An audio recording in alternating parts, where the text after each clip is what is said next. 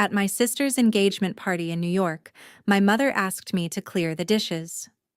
"Make yourself useful since you came empty-handed," she said. As I was cleaning, the groom's father entered the kitchen, stopped, put his hand on his chest, and said, "Ma'am, I sat in your courtroom 2 years ago. I think it's time everyone in that dining room knows who is doing the dishes right now." My name is Caroline. I am 34 years old and somehow still healing from wounds my family inflicted. As a successful New York State Supreme Court justice, I escaped their toxicity long ago, but maintained occasional contact to keep the peace. Last Saturday, they invited me to my younger sister's lavish engagement party. Between the champagne toasts and caviar, my mother handed me an apron. Before I continue this story, let me know where you are watching from in the comments below.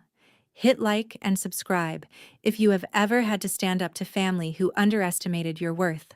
Growing up in a status-obsessed household meant that money and appearances dictated your value. My parents, Brenda and Richard, operated a logistics company that was heavily leveraged, though they pretended we possessed generational wealth.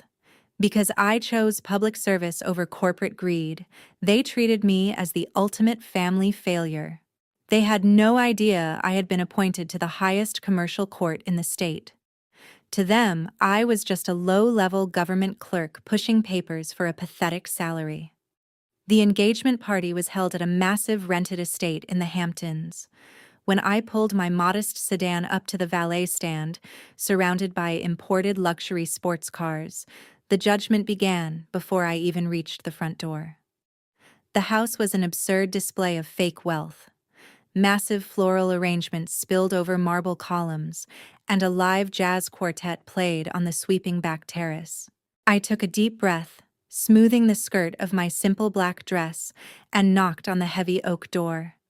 I carried a $200 bottle of imported French wine, a peace offering to celebrate my sister Brittany marrying into the prominent Jefferson family. My mother yanked the door open. There was no hug, no warm greeting, not even a simple hello.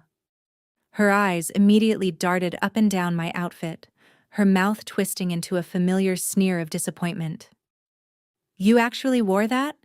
Brenda scoffed, keeping her voice low so the wealthy guests behind her would not hear. "I told you this was a black tie event, Caroline. You look like you are heading to a funeral or a shift at a diner." I forced a polite smile and held out the bottle. "I brought this to celebrate Brittany and Terrence. Congratulations, Mom." Brenda snatched the bottle from my hands, squinting at the label before rolling her eyes. She practically shoved it back at my chest. "Are you kidding me with this grocery store trash?" Snorts. "We are serving the Jeffersons tonight. Do you really think I am going to serve them a cheap bottle from a government worker on a miserable salary? Hide this away before someone sees it and thinks we are destitute." I stepped inside, the loud chatter and clinking glasses of the party washing over me. I looked around for my sister, hoping to at least offer my congratulations before retreating to a quiet corner. But Brenda grabbed my forearm, her manicured nails digging painfully into my skin. She pulled me away from the grand foyer and dragged me down a narrow hallway toward the catering kitchen. "Where are we going?" I asked, trying to pull my arm free. "I just got here. I have not even seen Brittany yet." "You are not going out there to mingle," Brenda hissed, pushing me through the swinging kitchen doors. "The catering company sent 2 servers home sick today. We are severely understaffed. The Jeffersons are used to perfection, and I will not let your lazy presence ruin your sister's chance at a billionaire lifestyle." She reached onto a stainless steel prep counter, grabbed a stained white catering apron, and shoved it against my chest. "Put this on," Brenda commanded. "You are going to collect the dirty appetizer plates and wash them in the sink. Keep your head down. Do not speak to the guests, and for heaven's sake, do not tell anyone you are related to the bride. If the Jeffersons find out my oldest daughter is a low-income civil servant who cannot even afford a decent car, they will cancel the wedding. Make yourself useful, since you brought nothing of value to this family." I stood frozen in the middle of the bustling kitchen. Catering staff rushed past me carrying trays of oysters and truffles. I looked at the stained apron in my hands, the sheer audacity of her demand rendering me momentarily speechless. I was a Supreme Court justice. I handed down rulings that dictated the fate of multinational corporations. Yet here, in my mother's eyes, I was merely free labor to protect her fragile ego. I could have walked out right then. I could have dropped the apron, walked back to my car, and driven back to the city. But a lifetime of conditioning, of trying to keep the peace and avoid a catastrophic public meltdown from my mother, kept my feet planted on the tile floor.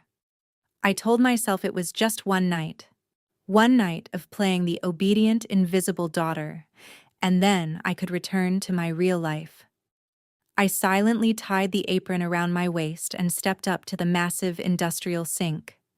The hot water scalded my hands as I began rinsing the fine china that the servers dumped beside me.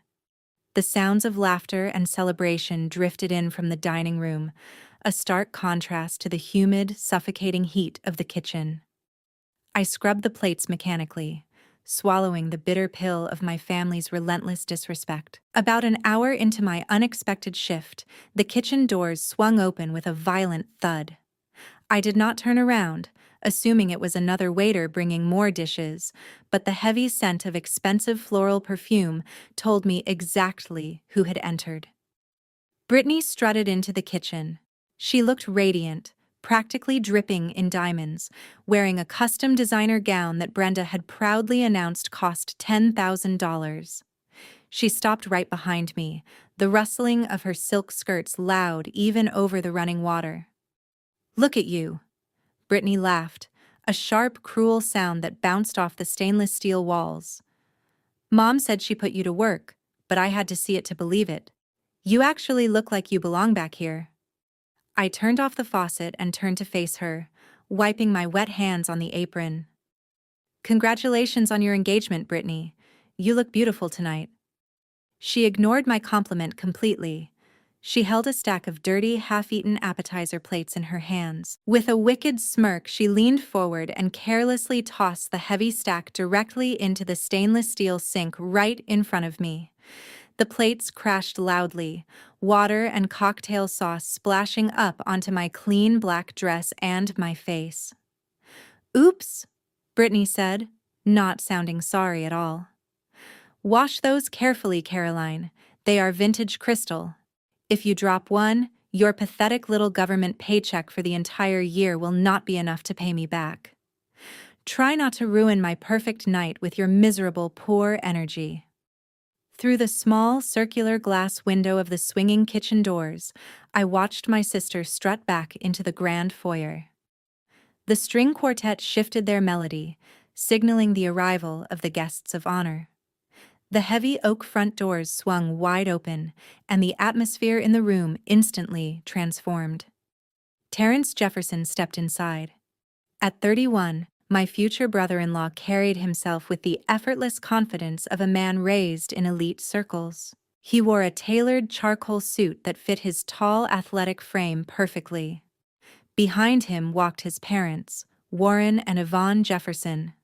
They were African-American real estate billionaires, a power couple whose influence stretched across the entire eastern seaboard. Yvonne looked immaculate in a subtle emerald gown, while Warren possessed a quiet, intimidating authority that commanded absolute respect from the moment he entered a room. The contrast between the two families was nauseating. My parents, Richard and Brenda, practically tripped over their own feet rushing to greet them. Richard forcefully pumped Warren's hand, laughing far too loudly at a greeting I could not hear. Brenda hovered around Yvonne, fawning over her jewelry and offering exaggerated compliments that reeked of desperation. My parents were drowning in debt, desperately clinging to the illusion of high society, and the Jeffersons were their ultimate lifeline. I stood behind the kitchen door, wiping the sticky cocktail sauce off my cheek with the back of my hand. I watched my mother gesture wildly toward the dining room, guiding her billionaire guests toward the champagne tower. But as she turned, her eyes locked with mine through the small glass window. Pure panic flashed across Brenda's face. Her smile vanished instantly. She muttered an excuse to Yvonne, pivoted on her expensive heels, and marched directly toward the kitchen. I stepped back from the door expecting her to barge in and deliver another list of demeaning demands. Instead, she grabbed the heavy brass handles from the outside and pulled the doors firmly shut. A second later, I heard the heavy metallic sound of a deadbolt sliding into place. I grabbed the handle and pulled. It did not budge. My own mother had just locked me inside the catering kitchen from the outside. Through the thick wood, her muffled voice hissed a warning. "Stay exactly where you are. Do not make a sound. Make yourself useful. Do not show your face. If the Jeffersons see my daughter looking like a destitute servant, they will think we are a family of failures. You will ruin this marriage with your pathetic clerk status." I let go of the handle, the cold brass slipping from my fingers. The sheer cruelty of the act washed over me, but I did not shed a single tear. This was who they were. This was who they had always been. I walked back to the industrial sink, the harsh fluorescent lights humming above me. I picked up a soapy sponge and began scrubbing a crystal platter. My mother locking me away like a dirty secret was the exact reason I had never revealed my true profession to them. For years, my family assumed I was a low-level government paper pusher, making a meager salary and living a mediocre life. They mocked my decision to enter public service instead of joining a ruthless corporate law firm. Richard once told me that working for the state was a refuge for people too weak to survive in the real business world. I never corrected them.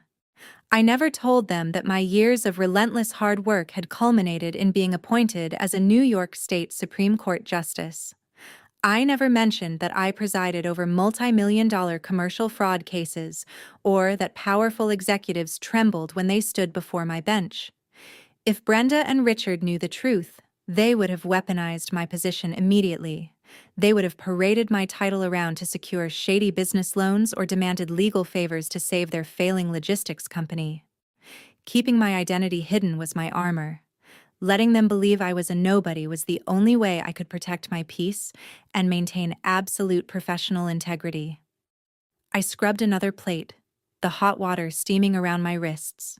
I was a judge who commanded absolute respect in the courtroom, yet here I was, locked in a kitchen scrubbing leftover caviar off expensive china so my sister could secure her billionaire groom. The injustice was almost poetic, but my patience had an expiration date. I reached for a towel to dry my hands, intending to find a back exit through the service hallway. But before I could take a step, a sharp, piercing sound cut through the hum of the refrigerators. My cell phone, resting on the stainless steel prep counter, began to vibrate wildly. It was not a standard text message chime. It was a persistent, aggressive alarm, the kind reserved for critical emergencies. I picked up the device. The screen was flashing bright red. It was an urgent alert from the federal banking system, a high-level notification tied directly to my secure Social Security number. I stared at the screen, my heart slamming against my ribs. The notification read in bold black letters, "Alert. Your commercial loan of $500,000 is severely past due. Immediate legal action is pending." The air in the kitchen felt too thin to breathe. $500,000. I stared at the terrifying number, the glowing red screen illuminating the dark reality of my situation. I had never taken out a commercial loan in my life. My flawless credit score, carefully maintained over a decade of public service, was my most protected financial asset. Someone had bypassed multiple security protocols to secure $500,000 under my name. The notification demanded immediate verification to avoid federal seizure of assets. The red warning light pulsed on my screen like a ticking bomb. And in that suffocating, locked kitchen, the puzzle pieces began to snap together in my mind with horrifying clarity. The glowing red screen of my phone illuminated the dim corners of the catering kitchen. I stared at the digital alert, my mind instantly shifting from the shock of a betrayed daughter to the razor-sharp calculation of a New York State Supreme Court justice. The notification was not a simple banking error. It was an official notice from the Federal Credit Reporting System. The $500,000 commercial loan in my name had officially gone into default. I read the words again. $500,000. The amount alone made the humid air in the kitchen feel stifling. I had never taken out a commercial loan in my life. My personal finances were an impenetrable fortress. As a high-ranking judicial official, maintaining a flawless credit score and a spotless financial record was not just a personal choice. It was a strict professional requirement. Any hint of financial instability could trigger an ethics investigation or compromise my position on the bench. Someone had bypassed multiple layers of security to secure $500,000 using my credentials. They needed my social security number. They needed my employment history. They needed forged signatures on binding federal documents. This was not a simple misunderstanding. This was a highly orchestrated, premeditated felony. The pieces of the puzzle slammed together with sickening clarity. I looked through the small glass window of the kitchen doors toward the extravagant engagement party happening in the grand foyer. Richard and Brenda, my parents. Their logistics company had been hemorrhaging money for years. Every time we spoke, which was rare, they complained about denied credit lines, aggressive creditors, and the looming threat of bankruptcy. Yet tonight, they were hosting a six-figure engagement party at a rented estate in the Hamptons. They had purchased a $10,000 custom gown for Brittany. They had hired a live jazz quartet, ordered premium imported caviar, and poured endless bottles of expensive champagne for 200 elite guests. They were flat broke, yet they were spending money like royalty. They had funded this entire illusion of wealth by stealing my identity.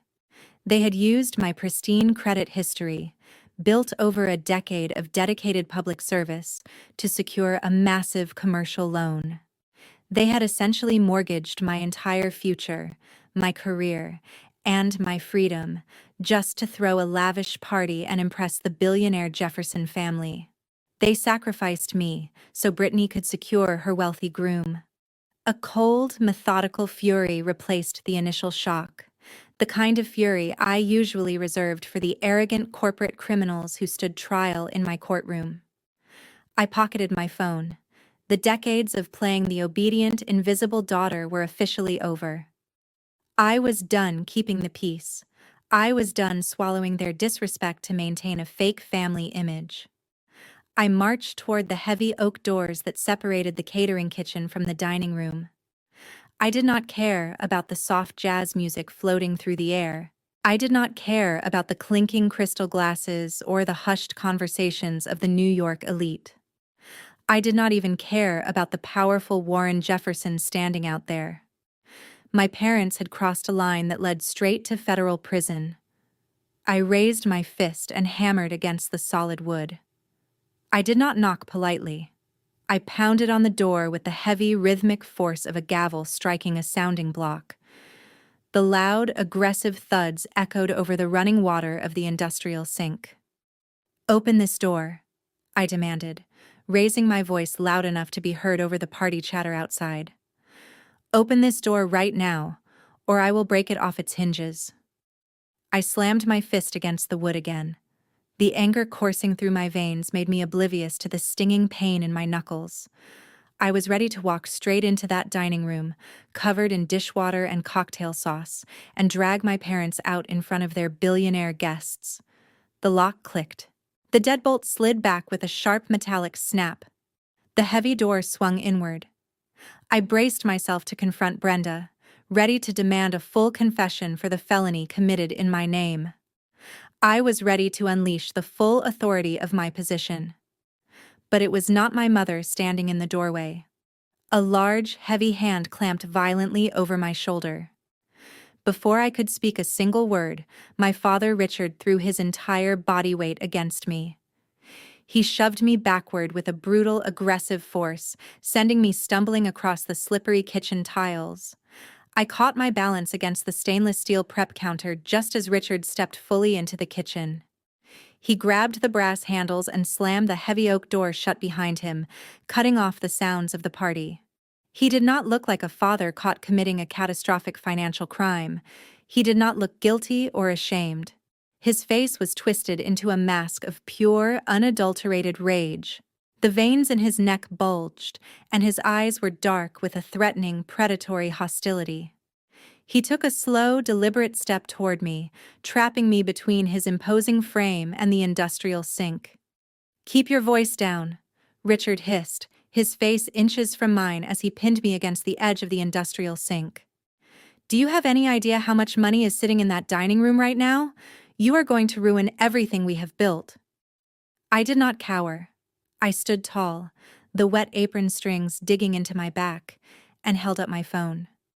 The red warning notification cast a harsh, unforgiving glare between us. $500,000, Richard. A commercial loan originated 3 weeks ago using my Social Security number. The bank is demanding immediate payment. Explain this right now. I expected him to pale. I expected him to stutter, to beg for forgiveness, or at least show a flicker of parental guilt for committing a catastrophic federal offense against his own flesh and blood. Instead, he let out a sharp, dismissive scoff. He adjusted the lapels of his tailored tuxedo, a tuxedo he had undoubtedly purchased using my stolen identity. "Oh, so the bank finally sent the notice," he said, waving his hand as if swatting away a minor annoyance. "I told Brenda we should have intercepted your mail better, but those digital banking alerts are impossible to bypass these days. Do not be so dramatic, Caroline. It is just a temporary line of credit." "A temporary line of credit?" I repeated, my voice dropping to a dangerous, icy whisper. "You committed identity theft. You forged my signature on federal lending documents. That is not a line of credit. That is a felony." Richard crossed his arms over his chest, looking down at me with absolute contempt. "Lower your voice and listen to me. Your mother and I did what we had to do. The logistics company is completely underwater. We have been running on fumes for 2 years. Every commercial bank in the tri-state area laughed in my face when I applied for a bridge loan. My credit is completely shot. Your mother's credit is shot. But you—" He pointed a thick, accusatory finger at my chest. "You have a pristine 820 credit score because you sit at a safe, boring government desk all day playing by the rules." The sheer audacity of his confession was staggering. He was not confessing to a crime. He was justifying a necessary business transaction. "So you stole my identity to throw a party?" I said, looking around the catering kitchen at the remnants of expensive champagne and imported truffles that surrounded us. "You took out $500,000 under my name to rent a Hamptons estate so you could pretend you are wealthy." "It is an investment," Richard snapped, his eyes flashing with irritation at my lack of understanding. "Brittany is marrying Terrence Jefferson. Do you understand who the Jeffersons are? Warren Jefferson could buy our entire logistics company with the loose change in his couch cushions. We had to match their lifestyle. We had to throw a $150,000 engagement party to prove we belong in their elite circle. We had to buy Brittany a dowry, designer gowns, a lifestyle that Terrence would accept. If they knew we were bankrupt, they would pull the plug on this wedding immediately." "And when the bank comes after me for $500,000? I asked, the sheer legal magnitude of his stupidity crystallizing in my mind. "What was your brilliant investment strategy for my ruined financial life?" Richard rolled his eyes, visibly annoyed by my lack of cooperation. "You are missing the big picture, Caroline. Once Brittany marries Terrence, the Jeffersons will officially be family. Warren will bail out my company. I will pay off your little loan in 6 months. Nobody gets hurt. You just need to hold off the bank for a little while. Tell them there was a clerical error." I stared at the man who contributed half my DNA. "You mortgaged my life," I said, my voice steady and deadly calm. You stole my financial future so your golden child could play pretend with billionaires. Stop acting like a victim." Richard growled, stepping closer, attempting to use his physical size to intimidate me. "I paid for the food in your mouth for 18 years. I paid for the roof over your head. We raised you. We sacrificed for you. You owe this family. Your credit score belongs to us. You should be honored to help your sister secure a wealthy husband, since you clearly cannot manage to find one yourself." He was gaslighting me. It was a textbook psychological manipulation, a tactic I had seen narcissistic defendants use in my courtroom 1,000 times. He wanted me to feel guilty for his crime. He wanted me to believe that my pristine financial record was a family asset he had the ultimate right to harvest. "You are 34 years old," he continued, his voice dripping with condescension and cruelty. "You have no husband, you have no children, you work a dead-end government job. Your life is going nowhere. Brittany is the future of this family. Her marriage to Terrence is our only way out of bankruptcy. The least you can do is shut your mouth, wash these dishes, and take the financial hit for the greater good." Every word out of his mouth was a nail in the coffin of our relationship. There was no love here. There was no parental instinct. To Richard and Brenda, I was not a daughter. I was a resource. I was a scapegoat they could slaughter on the altar of Brittany's social climbing ambitions. They honestly believed I was a weak, powerless clerk who would fold under their pressure. They thought they could bully me into silent submission. They thought I would simply absorb a $500,000 debt and risk federal prosecution just to protect their fragile, fake empire. They did not know they were threatening a woman who sent ruthless corporate executives to federal prison before her morning coffee. I did not cry. I did not scream. The emotional daughter died in that kitchen, leaving only the cold, calculating magistrate behind. The law was absolute. The law did not care about family loyalty. The law did not care about Hampton's engagement parties or billionaire in-laws. "I owe you nothing," I said, my voice cutting through the humid air like a scalpel. I reached into the deep pocket of my black dress. I did not pull out a dish towel. I pulled out my cell phone, gripping it tightly in my hand. "What are you doing?" Richard demanded, his eyes narrowing as he watched my thumb unlock the screen. "I am doing what any responsible citizen does when they discover a massive financial crime," I replied, staring directly into his furious eyes. "I am calling the Federal Bureau of Investigation. You just confessed to wire fraud and identity theft. I suggest you enjoy the caviar out there, Richard. It will be the last decent meal you eat before you are arraigned in federal court." The heavy oak door swung inward again, striking the edge of the stainless steel prep counter with a sharp bang. Brittany marched into the suffocating heat of the catering kitchen. The thick silk of her custom designer gown dragged violently across the wet floor tiles, but she did not seem to care. Her face, usually carefully composed into a mask of affluent perfection, was twisted into a petulant, ugly scowl. She had clearly been lingering in the hallway, listening to every word of my confrontation with our father. I expected her to express shock. I expected her to turn to Richard and demand to know why he had jeopardized my life for a party.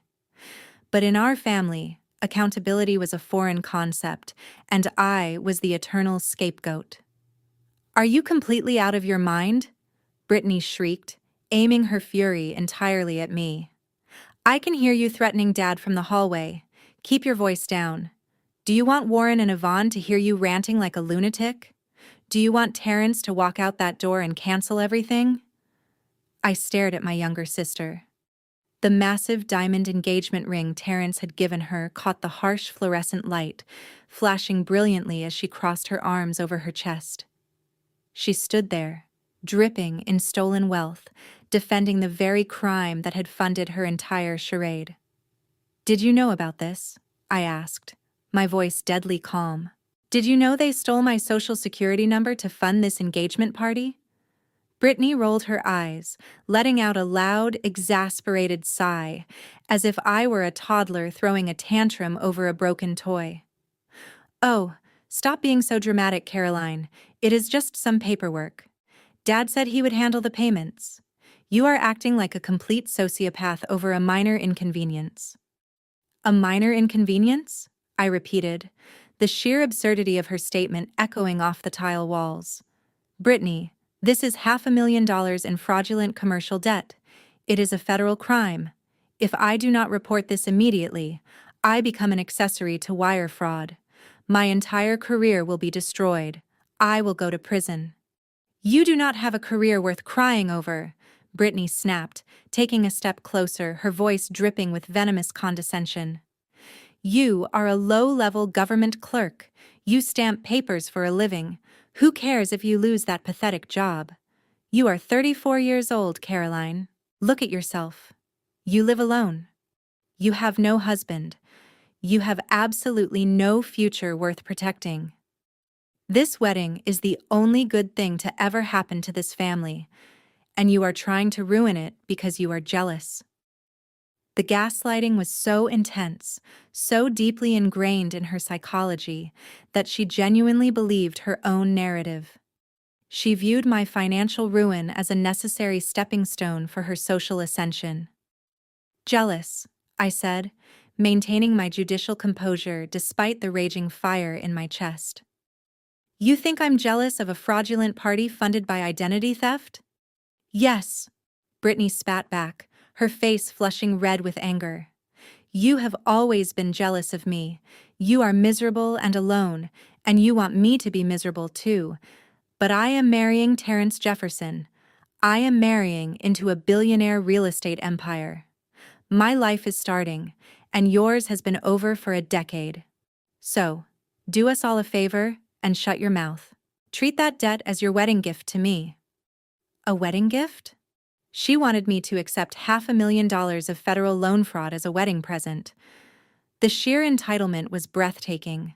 I looked from Brittany to Richard, who stood silently by the industrial refrigerators, nodding along in agreement with his golden child. They were a unified front of delusion and criminality. Let me make this perfectly clear to both of you, I said, gripping my phone tightly. I am not absorbing your debt. I am not protecting your fake image. I am not sacrificing my life so you can play pretend with the Jefferson family. I am reporting this crime right now. Brittany lunged forward, her pristine manicure dangerously close to my face. If you make a scene tonight, she hissed, her voice trembling with barely suppressed rage. If you ruin this party, if the Jeffersons call off this wedding because you threw a tantrum over money, how exactly do you plan to pay us back? Will you pay with your life? Because that is what you will owe me. You will owe me my entire life. She actually believed her threats carried weight. She believed she held the high ground. In her mind, the potential loss of her billionaire groom was a far greater tragedy than my certain incarceration for a crime I did not commit. Your life is built on a lie, Brittany, I said coldly. And the Jeffersons despise liars. Warren Jefferson built his empire from the ground up. If he finds out you funded this party by defrauding a bank, Terrence will drop you before the appetizers are cleared. Do not you dare say his name, Brittany screamed, losing the last shred of her carefully curated high society persona. You are nothing. You are a maid in an apron standing in a kitchen. Terrence loves me. The Jeffersons love me. You are just bitter trash trying to drag me down to your miserable level. There was no reasoning with delusion. There was no negotiating with criminals. I did not need to hear another word. The evidence was irrefutable, and the confessions were complete. I looked down at my phone, bypassing the lock screen, and opened the keypad to dial the federal authorities. I am done talking, I declared, raising the phone toward my ear. Before my thumb could contact the call button, the kitchen doors violently burst open. Brenda stormed in like a rampaging bull, her eyes wide with desperate mania, expensive heels precariously sliding on the wet floor. She didn't shout. She didn't pause. With her entire body weight, she lunged at me, clawed hands reaching out, forcibly snatching the phone from my grip. Brenda's perfectly manicured hands clamped onto my wrist with vice-like force. Before my brain could process the physical assault, she twisted my arm sharply, her acrylic nails digging into my skin. The sudden agony made my fingers release their hold, and my mobile phone slipped from my grasp. I watched in slow motion as Brenda snatched the device from midair with predatory speed. Without a second thought to who I was calling or what was on the screen, she spun around on her designer heels and hurled the phone directly into the deep industrial sink behind me. The heavy device plunged into the murky, grease-filled dishwater with a sickening splash. A few bubbles rose to the surface of the soapy liquid, carrying the faint glow of a red warning notification before the screen flickered, short-circuited, and went completely black. My sole, immediate lifeline to the outside world sank to the bottom of a basin filled with leftover cocktail sauce and discarded lemon wedges. I stared at the dark water, the reality of her destructive act settling over the stifling kitchen. "Are you completely insane?" Brenda hissed, her chest heaving as she stepped back from the sink. She smoothed the front of her tailored evening gown, desperately trying to regain composure, though her eyes remained wild with panic.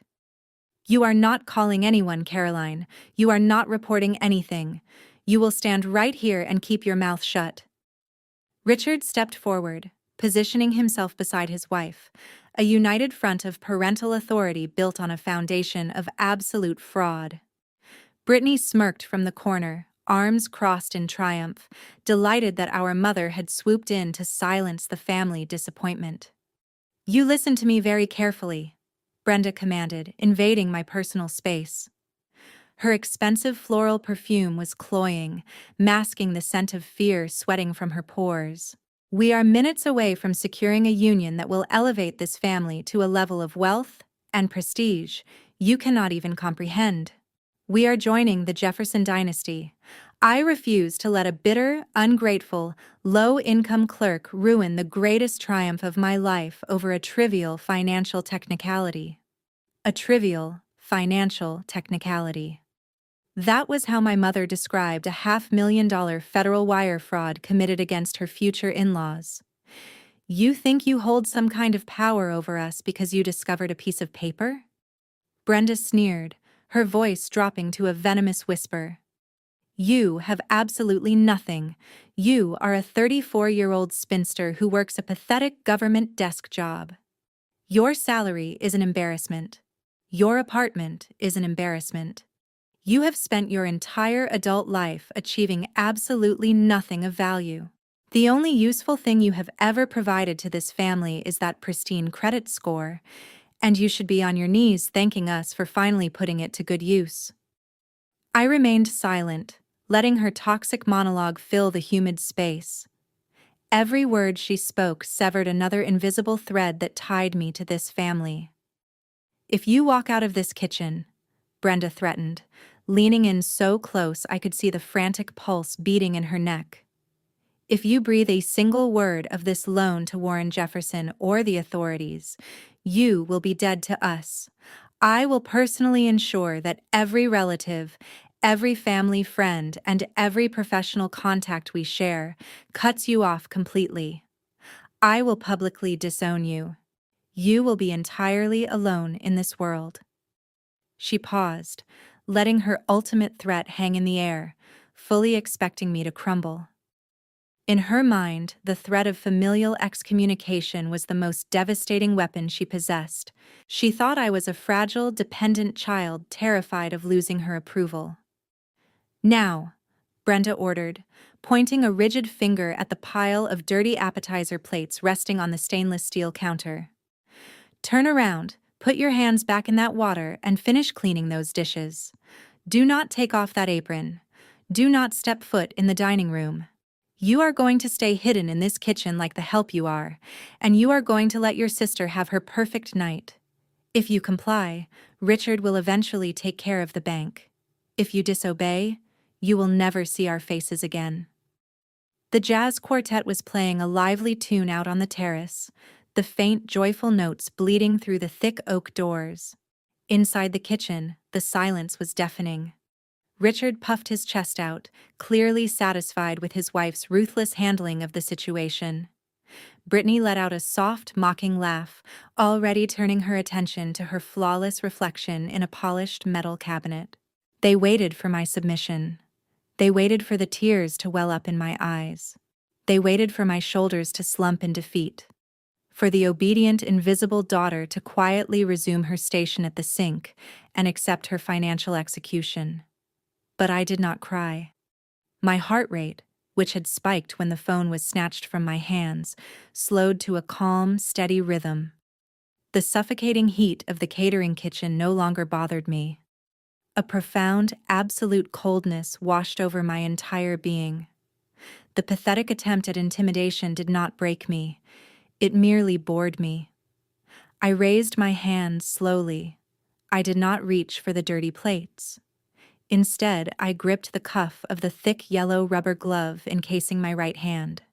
With a smooth, deliberate motion, I peeled the wet rubber away from my skin. It made a sharp snapping sound as I dropped it onto the metal counter. I did the same with the left glove, letting it fall beside the first. Brenda frowned, her triumphant smirk faltering slightly at my calm defiance. "I told you to wash those dishes," she snapped.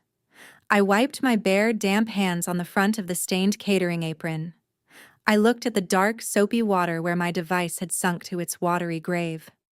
Then, I lifted my gaze and locked eyes with my mother. "You have fundamentally misunderstood the situation," I said, my voice resonating with the chilling, authoritative cadence I used to silence hostile defense attorneys. I took a single step forward, forcing Brenda to instinctively step back. "The phone you just threw into that sink was not a personal device," I stated, enunciating every syllable with lethal precision. "It was a secure, encrypted mobile terminal issued directly by the New York State judicial system. You just destroyed federal government property. And that temporary line of credit you both keep dismissing? That is aggravated identity theft and federal wire fraud. It is a Class C felony. You are looking at a minimum of 20 years in a federal penitentiary." I let the weight of the legal statutes crash down upon them.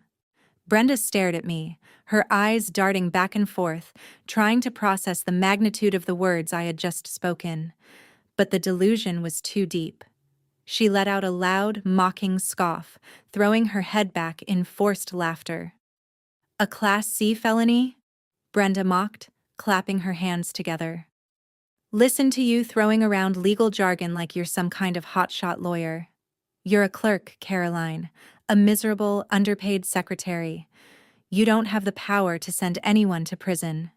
Do you really think anyone in the federal government is going to listen to a nobody like you over wealthy business owners like us?" I didn't smile, but a dark sense of anticipation settled deep within my chest. They had no idea. They had absolutely no idea that the trap had already been set, and they had just locked themselves inside it. I didn't wait for their response. I simply turned on my heel and pushed through the heavy swinging doors, leaving my parents and sister standing in the humid, foul-smelling kitchen. They probably assumed I was retreating to cry in a bathroom or fleeing to my car in defeat. They severely underestimated the resolve of a woman who spent her days dismantling complex corporate fraud syndicates. The jazz quartet was playing a lively rendition of a classic standard, the sound echoing through the vaulted ceilings of the rented estate. I ignored the wealthy guests dripping in diamonds and holding crystal flutes of expensive champagne. I kept my head down, navigating the perimeter of the grand foyer until I reached the hallway leading to the private quarters. Richard had designated the mahogany-paneled library as his temporary command center for the weekend. I knew this because he had loudly boasted earlier about needing a secure space to handle international shipping crises, which I now knew was just a cover for dodging frantic calls from his creditors. The heavy door to the library was closed, but unlocked. I slipped inside and shut it firmly behind me, plunging the room into a heavy, suffocating silence. The space smelled of expensive cigars and aged leather, a pathetic attempt by my father to emulate the billionaires he so desperately wanted to impress. Sitting on the center of the massive desk was his laptop. I didn't need his password. I didn't need his permission. As a sitting justice of the New York State Supreme Court, I possessed a level of digital clearance that my father could not even fathom. I reached into the hidden pocket of my black dress and pulled out my keys. Attached to the metal ring was a small, unassuming black plastic rectangle. It was a secure RSA hardware token directly synced to the federal judiciary and state financial monitoring databases. I opened the laptop, bypassed the standard login screen using a backdoor administrative portal I utilized for reviewing sealed digital evidence, and typed in the rolling 6-digit code from my token. The screen flickered, instantly replacing Richard's generic desktop wallpaper with the stark, highly encrypted interface of the Unified Court System and Financial Crimes Network. My heart beat with a steady, rhythmic precision. I was no longer a betrayed daughter. I was an investigator processing a crime scene. I entered my own social security number into the query bar, crossing it with the Federal Commercial Lending Registry. The system processed the request for an agonizing few seconds before the screen populated with a glaring new entry. There it was, in black and white. A commercial bridge loan for $500,000 originated exactly 21 days ago. The digital signature attached to the promissory note was a clumsy, rushed imitation of my handwriting.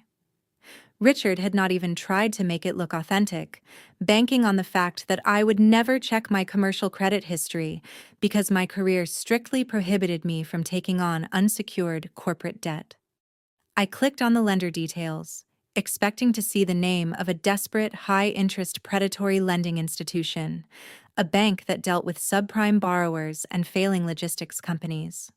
But the name listed on the origination document made me freeze. It read, Pinnacle Horizon Capital Partners. The name sounded familiar, but not like a standard commercial bank.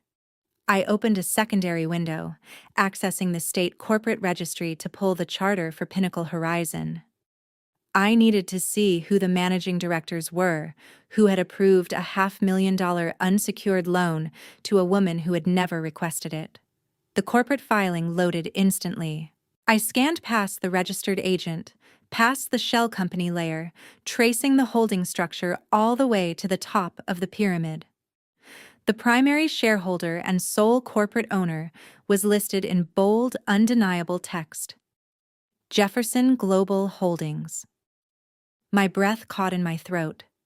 My hands, which had remained perfectly steady while my mother assaulted me in the kitchen, suddenly went cold. I leaned closer to the glowing screen, rereading the corporate structure just to be absolutely certain. There was no mistake. The investment fund that had issued the fraudulent loan did not belong to a random bank. It belonged to Warren Jefferson. It was the private equity arm of the very family my sister was attempting to marry into. The sheer, unadulterated lunacy of my parents' actions crashed down on me. Richard and Brenda had not just committed a federal crime, they had actively, deliberately targeted the billionaire father of the groom. They had used my stolen identity to extract $500,000 from Warren Jefferson's own corporate treasury, and then they had used his own stolen money to buy the expensive champagne he was currently drinking in the next room. They had funded this entire engagement party by defrauding the man they were trying to impress. It was a level of financial suicide so spectacular, so mind-bogglingly reckless, that it defied all logic. They were literally sitting on a ticking time bomb, smiling and shaking hands with the man they had just robbed. I stared at the screen, calculating the legal fallout. Warren Jefferson was a man who destroyed ruthless competitors before breakfast. When he discovered that his future in-laws had breached his investment fund using fraudulent credentials, he would not just cancel the wedding. He would unleash a fleet of corporate attorneys to annihilate them. He would bury Richard and Brenda under so many civil suits and criminal complaints that they would never see the light of day. And because my name was on the dotted line, Because my identity had been weaponized, I was standing squarely in the blast radius. I reached for the trackpad, ready to export the documents to a secure server to prepare my own legal defense. I needed to generate the exact IP logs showing the loan was originated from this very laptop. I needed absolute, irrefutable proof that I was the victim, not the perpetrator, before Warren Jefferson's auditors caught the discrepancy. But before my finger could press the key, the heavy brass doorknob turned with a sharp click. I had not locked the door.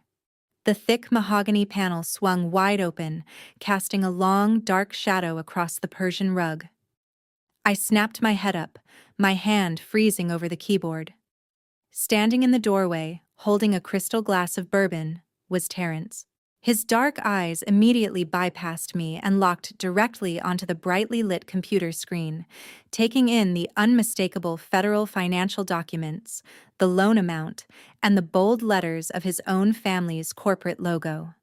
The heavy mahogany door clicked shut. Terrence stood in the dimly lit library, the amber liquid in his crystal glass catching the faint light from the desk lamp. I stepped away from the laptop, my mind racing to formulate a legal defense. I fully expected him to drop his drink. I expected him to shout for the authorities upon discovering that his future in-laws had systematically defrauded his family investment fund. Instead, Terrence took a slow, deliberate sip of his bourbon.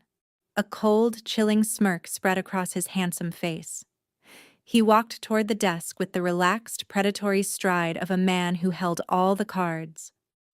"You always were the nosy one, Caroline," Terrence said smoothly, his deep voice devoid of any surprise or anger. "I warned Richard that leaving his laptop unattended during a party full of corporate sharks was a bad idea, but your father never listens."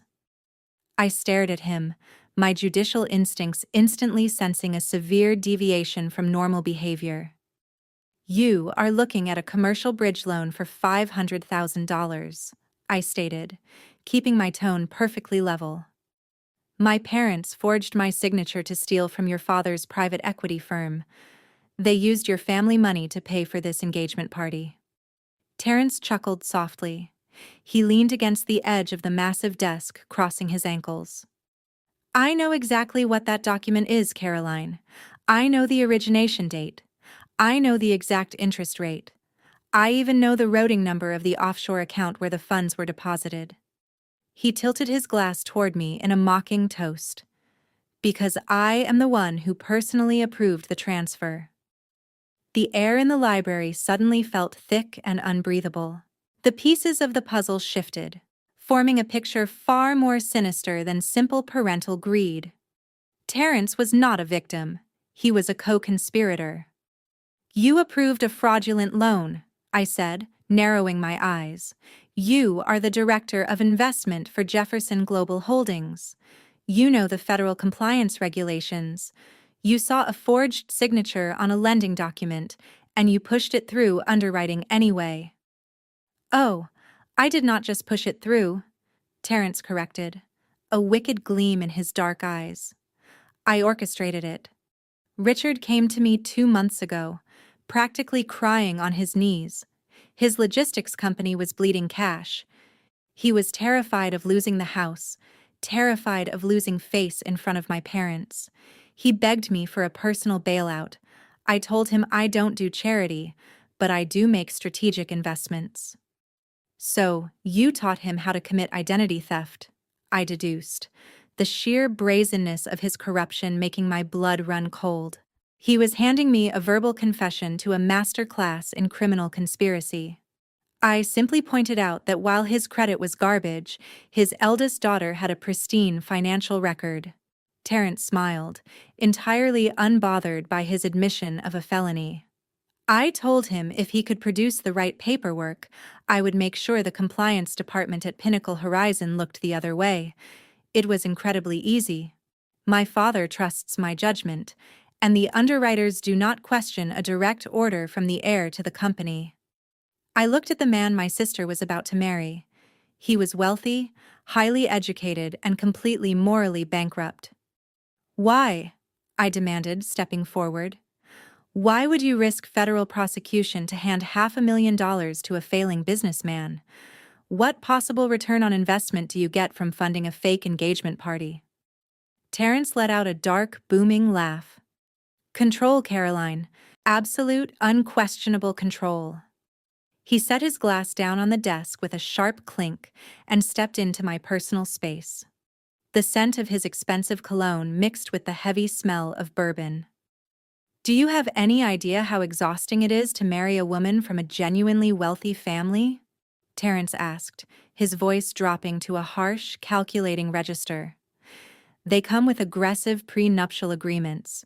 They come with demanding fathers and teams of corporate lawyers who scrutinize every single asset. They expect to be treated as equals. I do not want an equal.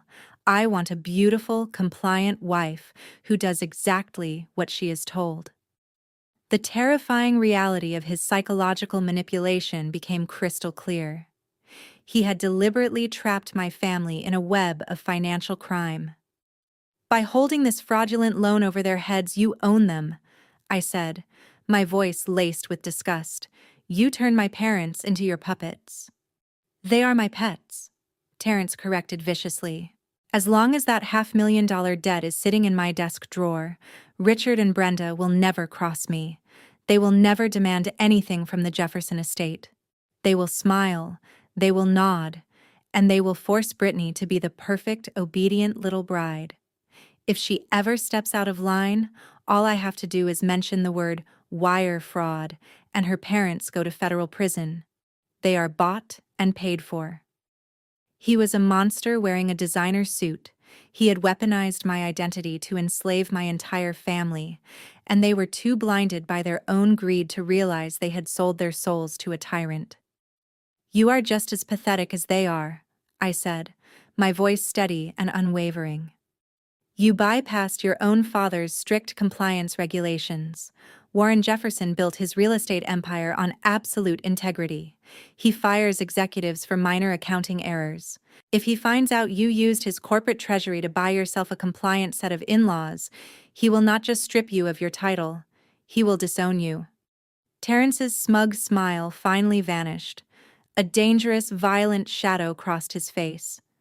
He hated being reminded of his father's unwavering moral compass.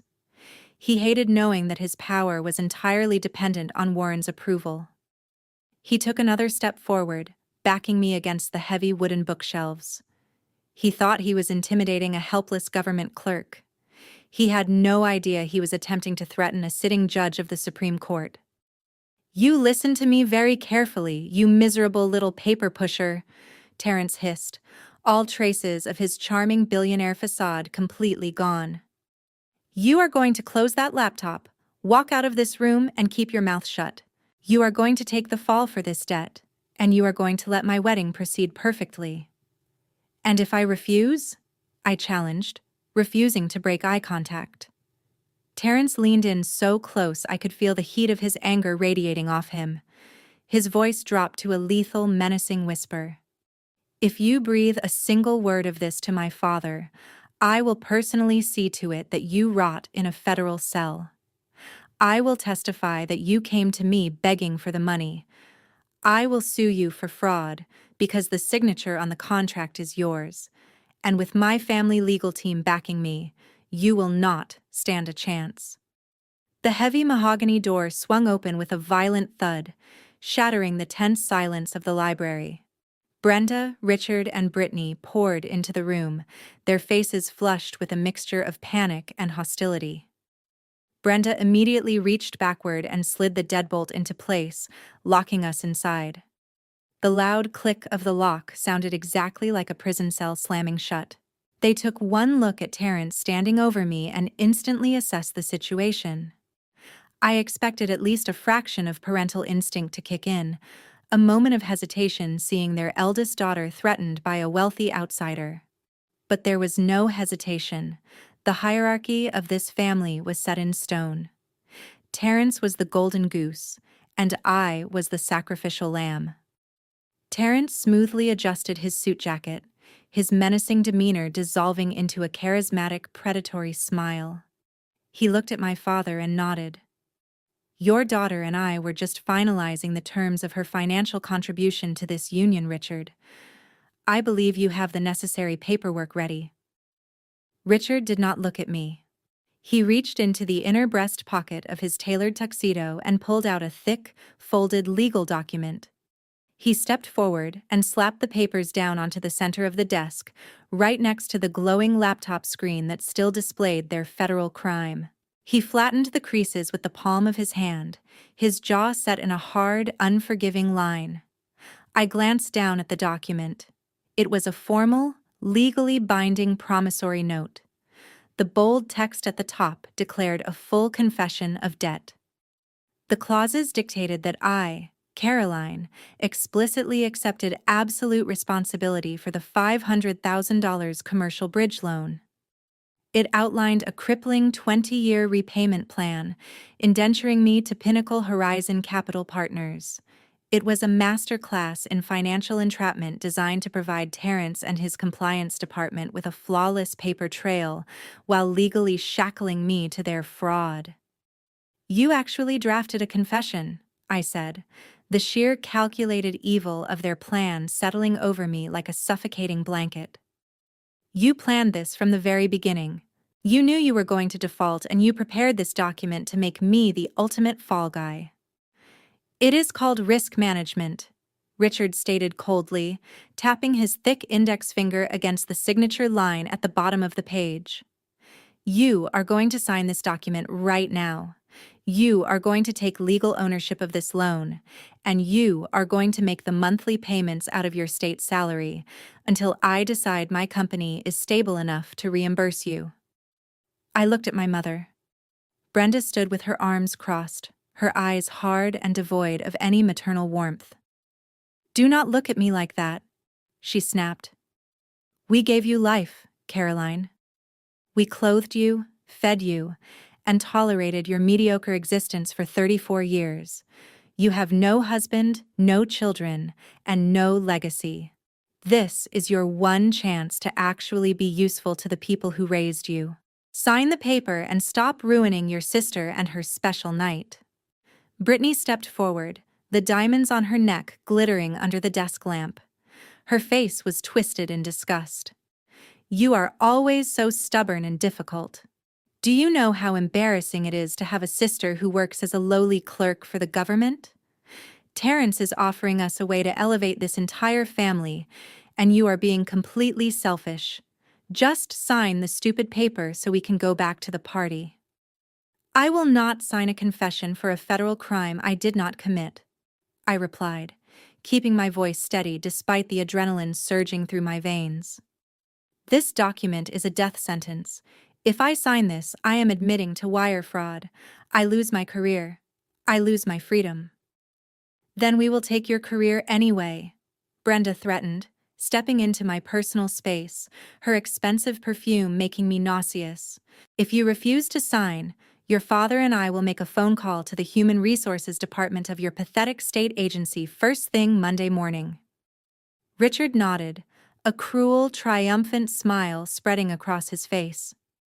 "We will file a formal medical report stating that you have suffered a severe, violent psychotic break. We will tell your supervisors that you are prone to extreme delusions, financial mania, and pathological lying. We will demand a mandated wellness check and a psychiatric hold." Brittany laughed, a sharp, ringing sound that echoed in the dark library. "Good luck keeping your little desk job with a documented mental breakdown on your file. A government clerk loses their security clearance instantly for that kind of instability. Who do you think they will believe, Caroline? A hysterical single 34-year-old paper pusher, or a wealthy, respected business family backed by the billionaire Jefferson Empire?" They had weaponized my fake identity against me. Because they believed I was a powerless, easily disposable clerk, they thought a simple character assassination would destroy me entirely. They were completely unaware that attempting to file a false psychiatric report to extort a sitting Supreme Court justice was yet another massive felony they were casually adding to their rap sheet. Terrence stood back, swirling the bourbon in his crystal glass, watching my family execute his dirty work with absolute delight. He did not even have to lift a finger. He had successfully turned my own blood relatives into his personal hit squad. "You see, Caroline," Terence murmured, his voice dripping with dark satisfaction. "You are completely isolated. There is no white knight coming to save you. You have no power in this room. You have no power in this world." The physical intimidation escalated rapidly. Richard stepped aggressively closer, his massive frame completely blocking the only path to the heavy mahogany door. Brenda moved to my left, her eyes flashing with manic desperation. Brittany flanked my right side, boxing me in. They moved like a pack of starving wolves cornering their prey, stripping away any illusion of safety. The air in the library became heavy and stifling. Richard suddenly lunged forward. His large, rough hand grabbed my right wrist with a bruising, violent force. I tried to pull back, but he shoved me hard against the edge of the mahogany desk. The sharp wooden molding dug painfully into my lower spine, trapping me in place. With his free hand, Richard snatched a heavy gold-plated fountain pen from the desk organizer. He slammed the pen down into my open palm, his fingers crushing mine around the cold metal barrel. "Sign the paper, Caroline," Richard growled, his face so close I could feel his hot, angry breath against my cheek. "Sign your life away right now, or we will destroy you before the sun comes up." The cold metal of this gold-plated fountain pen pressed hard against my palm. Richard tightened his crushing grip around my fingers, attempting to physically force my hand down toward the signature line of the fraudulent promissory note. His breathing was heavy, ragged with the exertion of his own panic and malice. He honestly believed that brute strength and psychological terror could bend me to his will. He thought the 34 years of emotional conditioning he and Brenda had subjected me to would automatically trigger my submission. I did not fight his physical strength. I did not try to wrestle my arm away from his massive frame. Instead, I simply relaxed my hand completely. I let my fingers go entirely limp. The heavy gold pen slipped right through my open grasp, tumbling downward. It hit the solid mahogany desk with a sharp, loud clatter, rolling over the damning federal document and coming to a stop against the edge of the glowing laptop. Richard froze, his chest heaving as he stared down at the discarded pen. A heavy, dangerous silence blanketed the dim library. "Pick it up," Richard growled, his voice vibrating with a lethal, barely contained fury. "Pick up the pen and sign the paper, Caroline. You are out of options. You are out of time." I lifted my chin and met his furious gaze with absolute, unyielding calm. "I do not negotiate with criminals," I stated, my voice echoing with the cold, measured authority of a courtroom magistrate. "And I certainly do not sign confessions for felonies orchestrated by desperate, failing men. You can threaten my job. You can threaten to call human resources. You can threaten to drag my name through the mud with fake psychiatric reports. Do your worst. But understand this very clearly. You are playing a game you cannot possibly win because you have no idea who is sitting across the table from you." Brenda let out a high-pitched sound of pure exasperation, throwing her hands up in the air. "She is delusional," Brenda shouted, turning to Terence with a frantic, pleading look. "I told you she was unstable. She actually thinks she has some kind of leverage. We need to handle this right now before she ruins the entire evening." Brittany stepped forward, her expensive silk gown rustling aggressively against the floor. "You are a pathetic, bitter loser, Caroline," she spat, her face contorting into an ugly sneer that ruined her flawless makeup. "Terence is giving you a chance to be useful for once in your miserable life. If you do not sign that paper, we will make sure you are locked up in a psych ward by Monday morning. You will lose your miserable little clerk job. You will lose your apartment. You will have absolutely nothing."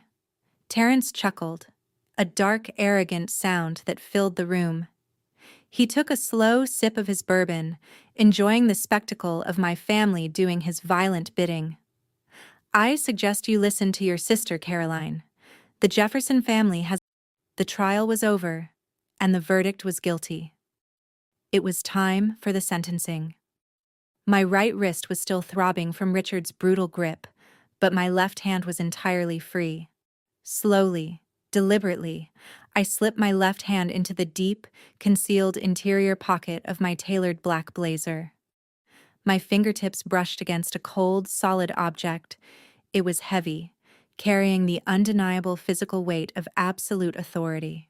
My fingers traced the smooth, raised edges of the solid bronze shield. I felt the engraved scales of justice, the intricate seal of the state of New York, and the bold, unyielding letters that declared my true identity to the world. It was my official judicial badge. For 10 years I had endured their relentless mockery. I had sat through countless agonizing family dinners, listening to Brenda and Richard belittle my career choice, laughing at my dedication to public service, and calling me a low-level paper pusher who lacked the ambition to make real money.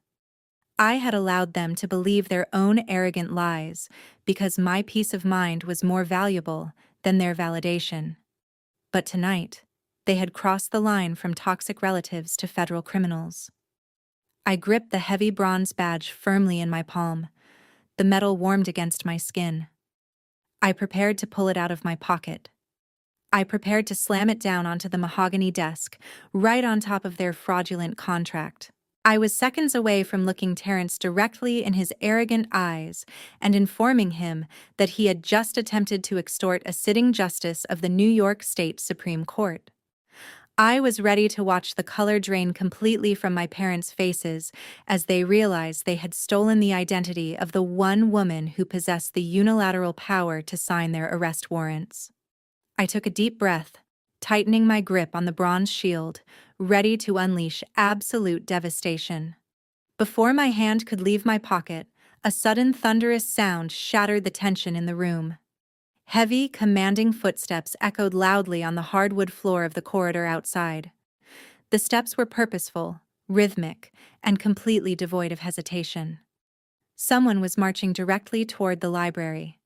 Terrence stiffened, his smug smile faltering slightly.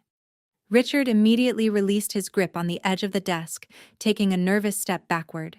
Brenda and Brittany froze in place, their heads snapping toward the heavy oak door. A voice rang out from the hallway. It was a deep, resonant baritone, rich with the undeniable gravel of absolute self-made authority. It was a voice accustomed to commanding boardrooms, silencing executives, and crushing opposition with a single sentence. "Terrence!" The voice boomed through the thick wood of the door, demanding immediate attention. "Are you hiding in the study? Your mother has been looking for you for 20 minutes. The blood instantly drained from Terrence's face. The glass of bourbon in his hand trembled slightly. Richard let out a sharp, panicked gasp, his imposing demeanor vanishing into thin air. He looked like a terrified child caught stealing from a cash register. It was Warren Jefferson, the patriarch, the billionaire real estate mogul, the man who despised deception and demanded absolute perfection from everyone around him. The brass doorknob rattled violently. Brenda had locked the deadbolt from the inside, but the sheer force applied from the hallway made the solid wood groan in protest. "Open this door," Warren commanded, his tone dropping to a dangerous, impatient register. "I do not have time for games tonight."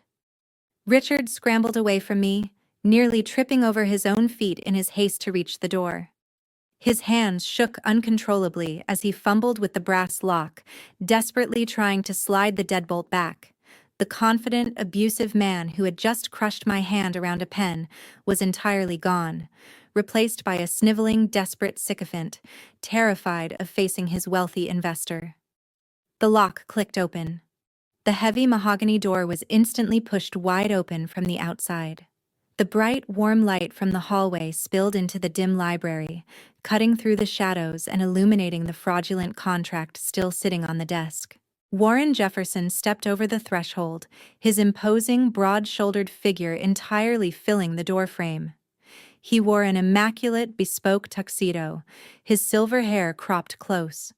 His dark eyes scanned the room with sharp, analytical precision. He had come looking for his son, expecting to find Terence avoiding the crowd. Instead, he walked straight into a room thick with the undeniable stench of panic, hostility, and desperate criminality. Warren Jefferson did not simply enter a room, he invaded it. His mere presence demanded absolute submission. He stood entirely still in the doorway, his broad shoulders blocking any route of escape. His dark, intelligent eyes swept over the scene with the terrifying precision of a predator assessing a chaotic landscape.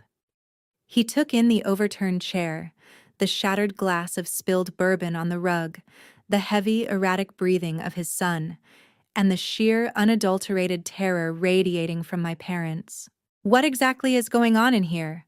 Warren demanded. His voice was not loud, but it possessed a dense gravitational pull that forced everyone to freeze. "I was looking for Terence to introduce him to the governor, and instead I find the groom locked in a study surrounded by people who look like they were just caught robbing a vault." Terence swallowed hard, his Adam's apple bobbing against his stiff collar. He opened his mouth to speak, but the smooth, charismatic silver tongue that had just threatened me with federal prison completely failed him. For the first time all evening, the arrogant heir was entirely speechless. Richard, however, was a man accustomed to desperate survival. The sheer terror of losing his billionaire lifeline forced him into immediate action.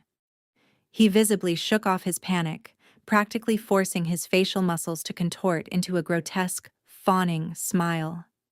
He stepped away from the desk, waving his hands in a frantic, dismissive gesture. "Warren, please come in," Richard stammered, his voice dripping with a sickening, sycophantic eagerness. "I apologize for the disruption. This is nothing. It is just a minor family disagreement that got slightly out of hand. We were just finishing up." Brenda instantly caught on to Richard's desperate pivot. She smoothed down her expensive designer gown, pasting on a bright, artificial smile that did not reach her panicked eyes. She glided toward Warren, attempting to exude the effortless charm of a high society matriarch, completely ignoring the fact that she had just physically assaulted me in a catering kitchen 20 minutes prior. "Oh, Mr. Jefferson, please forgive this dreadful scene," Brenda cooed, her tone dripping with fake sweetness. "We are so embarrassed you had to witness this. We were simply trying to handle a very unfortunate, very private family nuisance." Warren did not look at her. His gaze remained fixed on the center of the room, analyzing the bizarre dynamic. "A nuisance," Warren repeated flatly, his tone indicating he did not believe a single word coming out of her mouth.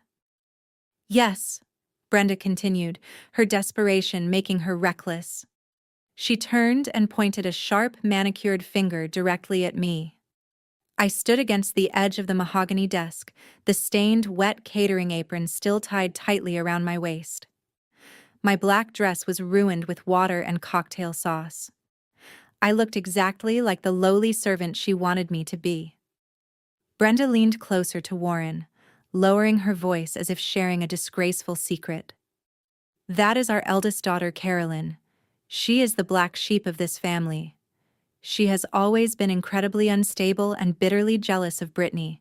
She works a pathetic minimum-wage job, and she showed up tonight uninvited, demanding money and throwing a massive tantrum because she cannot stand to see her younger sister marrying into such a prestigious, wealthy family like yours." Brittany immediately seized the opportunity to play the victim. She stepped forward, clutching her hands to her chest, her lower lip trembling in a flawless performance of distress. "It is true, Mr. Jefferson. Caroline is completely unhinged. She cornered us in here. She threatened to ruin my entire wedding if we did not pay her off. We were just trying to contain her so she would not go out there and cause a scene in front of your wonderful guests. We are so sorry." Richard nodded vigorously, stepping beside his wife and golden child to form a unified front of deception. "We had to discipline her, Warren. We had to put her in her place. She is nothing but a spoiled, ungrateful girl who thinks the world owes her a living.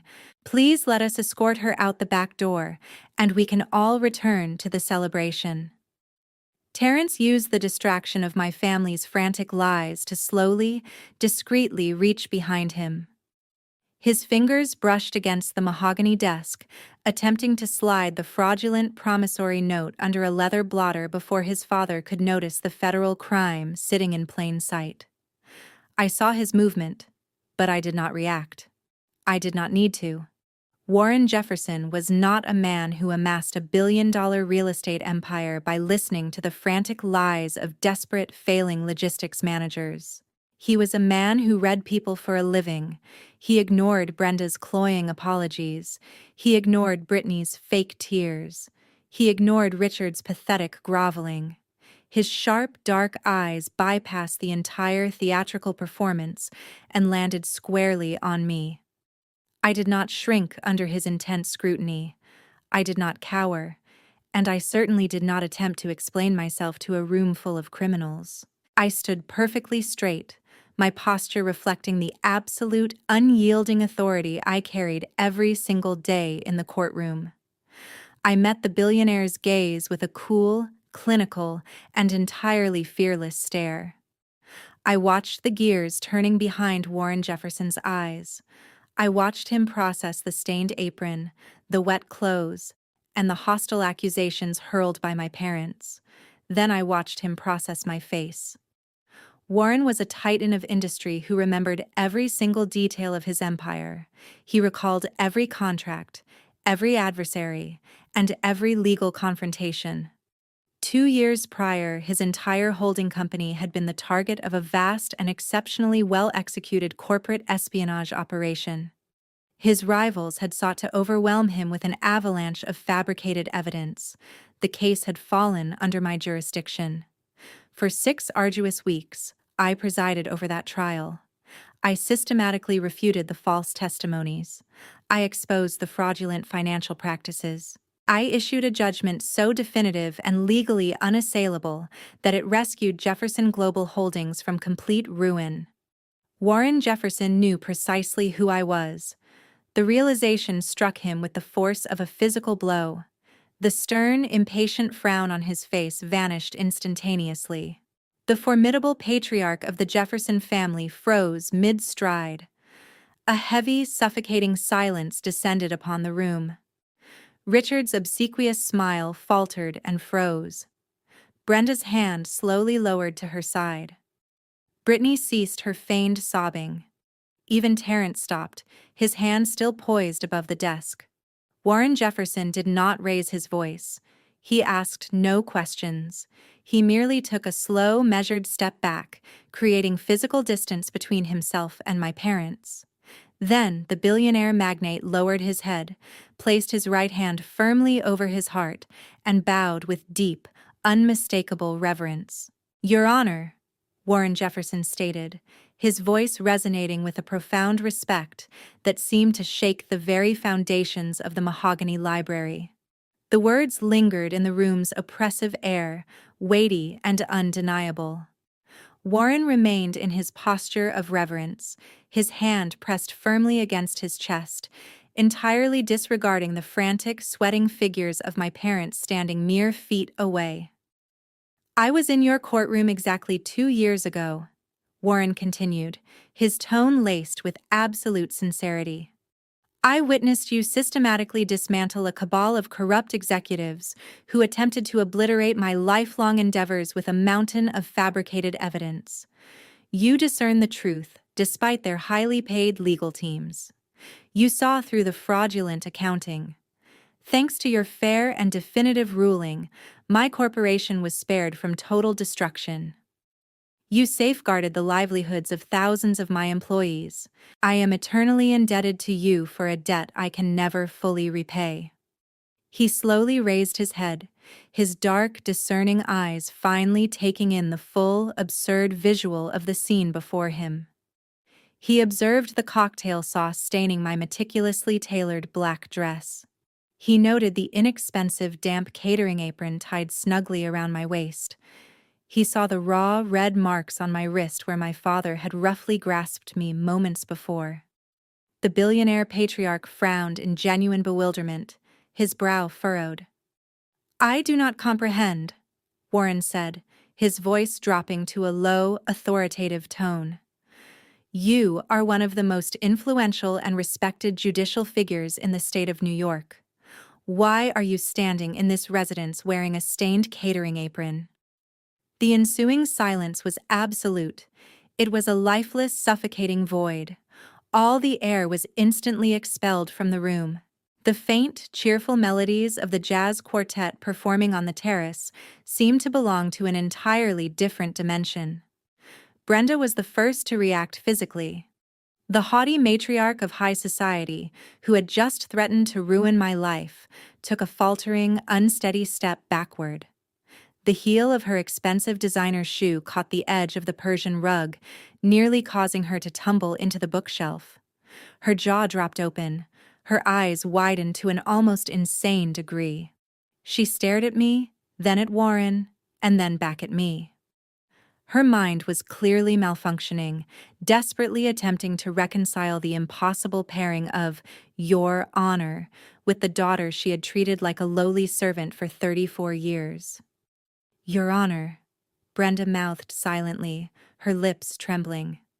The terrifying reality was crashing down upon her like a runaway train. The low-income government employee she had confined to a kitchen, the spinster she had mercilessly ridiculed in front of her affluent guests, was a Supreme Court justice. Brenda had just committed physical assault and attempted extortion against a sitting magistrate. Richard appeared to be experiencing a severe cardiac episode. All color drained from his face, leaving his skin an ashen, sickly gray. His massive shoulders sagged forward, his knees buckled, forcing him to lean heavily on the edge of the mahogany desk simply to remain upright. The man who had just crushed a heavy gold pen into my palm, attempting to coerce my signature onto a fraudulent federal contract, suddenly grasped the apocalyptic scale of his miscalculation. He had not cornered a helpless clerical worker. He had cornered the very judge who had sole authority to issue a federal warrant for his arrest. Brittany froze in place, her $10,000 custom-made dress suddenly resembling a cheap, absurd suit. Her worldview was rapidly crumbling. All her life, she had believed she was the favorite, the perfect daughter destined for greatness, and I was a pathetic family embarrassment. Now the billionaire father-in-law she idolized, the man whose approval she so desperately sought, was bowing in utter reverence before the sister she had just ordered to wash the dirty dishes. The psychological devastation she had experienced. Ace was absolute. Her haughty smirk was gone completely, replaced by a blank, fearful stare. But the most dramatic collapse happened with Terrence, the charming, predatory groom who had masterminded this entire financial scheme, slowly lowered his hand. He placed his crystal bourbon glass on the table, his fingers shaking so violently that the ice cubes clanged against the glass. He had circumvented federal compliance regulations. He had authorized a fraudulent commercial bridge loan for $500,000. He had attempted to extort his future sister-in-law to ensure a compliant, subservient family of in-laws. Terrence realized in that precise moment that he had not blackmailed an ordinary civil servant. He had blackmailed the very judge who presided over commercial fraud cases in New York State. He had utilized his father's private equity fund to commit a felony against a magistrate who possessed the power to freeze his assets, subpoena his communications, and sentence him to federal prison for decades. The trap he had so cleverly devised for my parents had just sprung shut around his own neck. I remained motionless.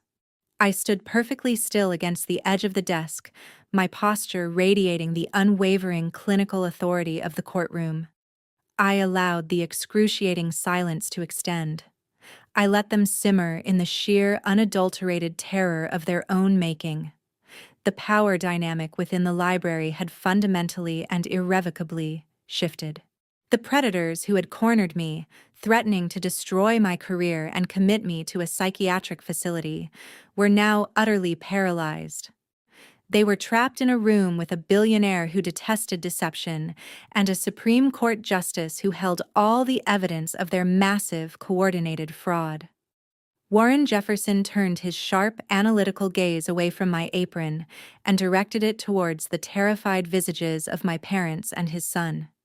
His gaze sharpened, taking in the fraudulent promissory note positioned plainly on the desk beside the brightly lit laptop screen, which still displayed the Federal Lending Registry. The room's atmosphere transformed from stunned disbelief to a chilling, creeping dread. The stage was perfectly set, the actors exposed, and the terrifying calm before the storm had officially commenced. The profound silence that followed Warren Jefferson's bow was finally broken by a sound akin to a dying creature gasping for air. It was Brenda. Her mind, perfectly molded by decades of narcissism and self-deception, utterly refused to process the reality unfolding before her. The psychological dissonance was too immense. Within her rigid, class-driven worldview, I was the pathetic, underachieving disappointment, the blemish on their pristine family image. The notion that I commanded the respect of a billionaire titan was not merely improbable to her, it was utterly inconceivable. "Mr. Jefferson," Brenda stammered, her voice escalating into a shrill, hysterical pitch. Her hands fluttered wildly in the air as if she could physically dispel his words. "You are mistaken. You have confused her with someone else. I assure you, there is a significant misunderstanding here." Warren slowly straightened his posture. The reverent expression on his face hardened into a mask of pure, unadulterated ice. He turned his sharp gaze toward my mother, his dark eyes narrowing with lethal precision. "I do not make mistakes, Brenda," he stated, his voice resonating with a quiet, terrifying menace, "and I certainly do not forget the face of the magistrate who saved my life's work from utter ruin." "But she's just a clerk!" Brenda shrieked, desperation rendering her completely reckless. She took a frantic step toward Warren, pointing a trembling, manicured finger directly at my chest. "Look at her. Look at her attire. She earns a meager public salary. She processes forms in a cubicle. She doesn't even own a decent car. She has lied to you. She must have lied to you to appear important." Richard grabbed his wife's arm, attempting to pull her back, his face a tableau of sheer terror. He had seen the Federal Financial Registry on the laptop. He knew the truth. But Brenda ripped her arm free, blinded by her desperate need to maintain the illusion of her own superiority. "She is a nobody," Brenda bellowed, her voice echoing off the mahogany bookshelves. "I am her mother. I know precisely what she does. She is a low-level secretary." Warren Jefferson's posture expanded, his broad shoulders seeming to fill the entire room. He took one step toward Brenda, and the sheer force of his presence compelled her to stumble backward. "Do you take me for a fool?" Warren roared, his voice striking the room like a thunderclap. "Do you think a man who built a global empire cannot recognize the most formidable legal mind in this state?" Brenda flinched, her mouth opening and closing soundlessly. "The woman standing behind you is not a clerk," Warren declared, his tone dripping with absolute disdain for my mother's ignorance. "She is the Honorable Caroline. She is a sitting justice of the New York State Supreme Court, presiding over the commercial division. She wields the unilateral authority to freeze corporate assets, liquidate multinational conglomerates, and sentence corrupt executives to federal prison. She is the most powerful, brilliant, and incorruptible woman in the New York judicial system." The words struck the room with the destructive force of a wrecking ball. Supreme Court Justice. The title hung in the air, radiating an untouchable, terrifying power. I watched the precise moment my family's entire universe fractured into a million irreparable pieces. Brenda's face drained of all color, leaving her skin a sickening, translucent white. Her knees buckled, and she collapsed against the edge of the leather sofa, her hands gripping the armrest to prevent herself from hitting the floor. The staggering realization that she had spent 34 years treating a Supreme Court justice like a worthless maid finally shattered her mind. She had locked me in a kitchen. She had thrown my government-issued phone into a sink. She had physically assaulted me. Brittany's reaction was even more catastrophic. The golden child, the flawless bride who believed she was ascending to high society's throne, suddenly understood she was merely a fragile, pathetic illusion. She looked at me, her eyes wide with a horrified, vacant stare. The sister she had just ordered to wash dirty appetizer plates possessed more power, more wealth, and more genuine respect than Brittany could ever achieve in 100 lifetimes. A sharp, ragged sob tore from Brittany's throat. Her legs completely gave way, and she collapsed onto the expensive Persian rug, the heavy silk of her $10,000 designer gown pooling around her like a deflated parachute. She dropped to her knees, staring at the floor, her hands trembling violently. The arrogant, cruel smirk that had defined her entire existence was permanently erased. She was ruined, and she knew it. Terrence stood frozen by the desk, his face slick with cold sweat. The arrogant groom who thought he could leverage his father's wealth for a compliant family now realized he had actively committed federal wire fraud against a magistrate who could sign his arrest warrant without batting an eye. He looked at his father, then at the glowing laptop screen, and finally at me. He was utterly paralyzed by the sheer magnitude of his impending incarceration. The time for silence had passed. The stage was perfectly set. I stepped away from the edge of the mahogany desk. The heavy, humid air of the room parted around me. I reached behind my back, my fingers finding the tight knot of the stained, wet catering apron Brenda had forced me to wear. With a single sharp pull, I untied the strings. I pulled the flimsy white fabric over my head. I did not fold it. I did not hand it back to my mother. I simply let it drop from my fingers. The apron hit the hardwood floor with a soft, pathetic thud, leaving me standing in my tailored black dress. It was ruined with water and cocktail sauce, but I wore it like absolute armor. I reached into the deep, concealed pocket of my blazer. My fingers wrapped around the cold, heavy bronze of my official judicial shield. I pulled my hand out, gripping the metal tightly. I raised my arm and slammed the solid bronze badge down onto the center of the mahogany desk. The sharp, violent crack of metal striking wood echoed through the library like the deafening strike of a gavel.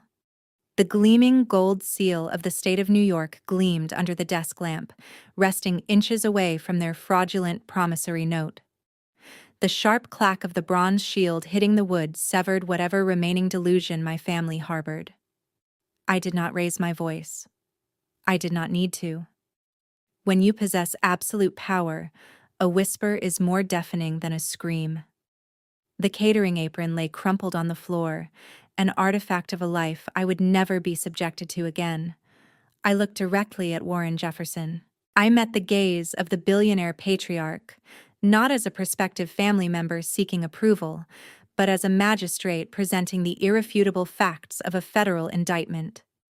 "It is good to see you again, Mr. Jefferson," I said, my voice echoing with the clinical, unyielding cadence I used to deliver sentences from the bench.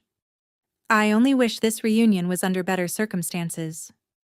Unfortunately, I am not here to celebrate your son's upcoming marriage. I am here because I just walked into an active, highly coordinated crime scene." Warren's posture shifted instantly. The reverent warmth in his dark eyes vanished, replaced by the ruthless, analytical calculation of a man who destroyed empires for a living. He looked at the bronze judicial badge, then at the glowing laptop screen displaying the Federal Registry, and finally back to my face.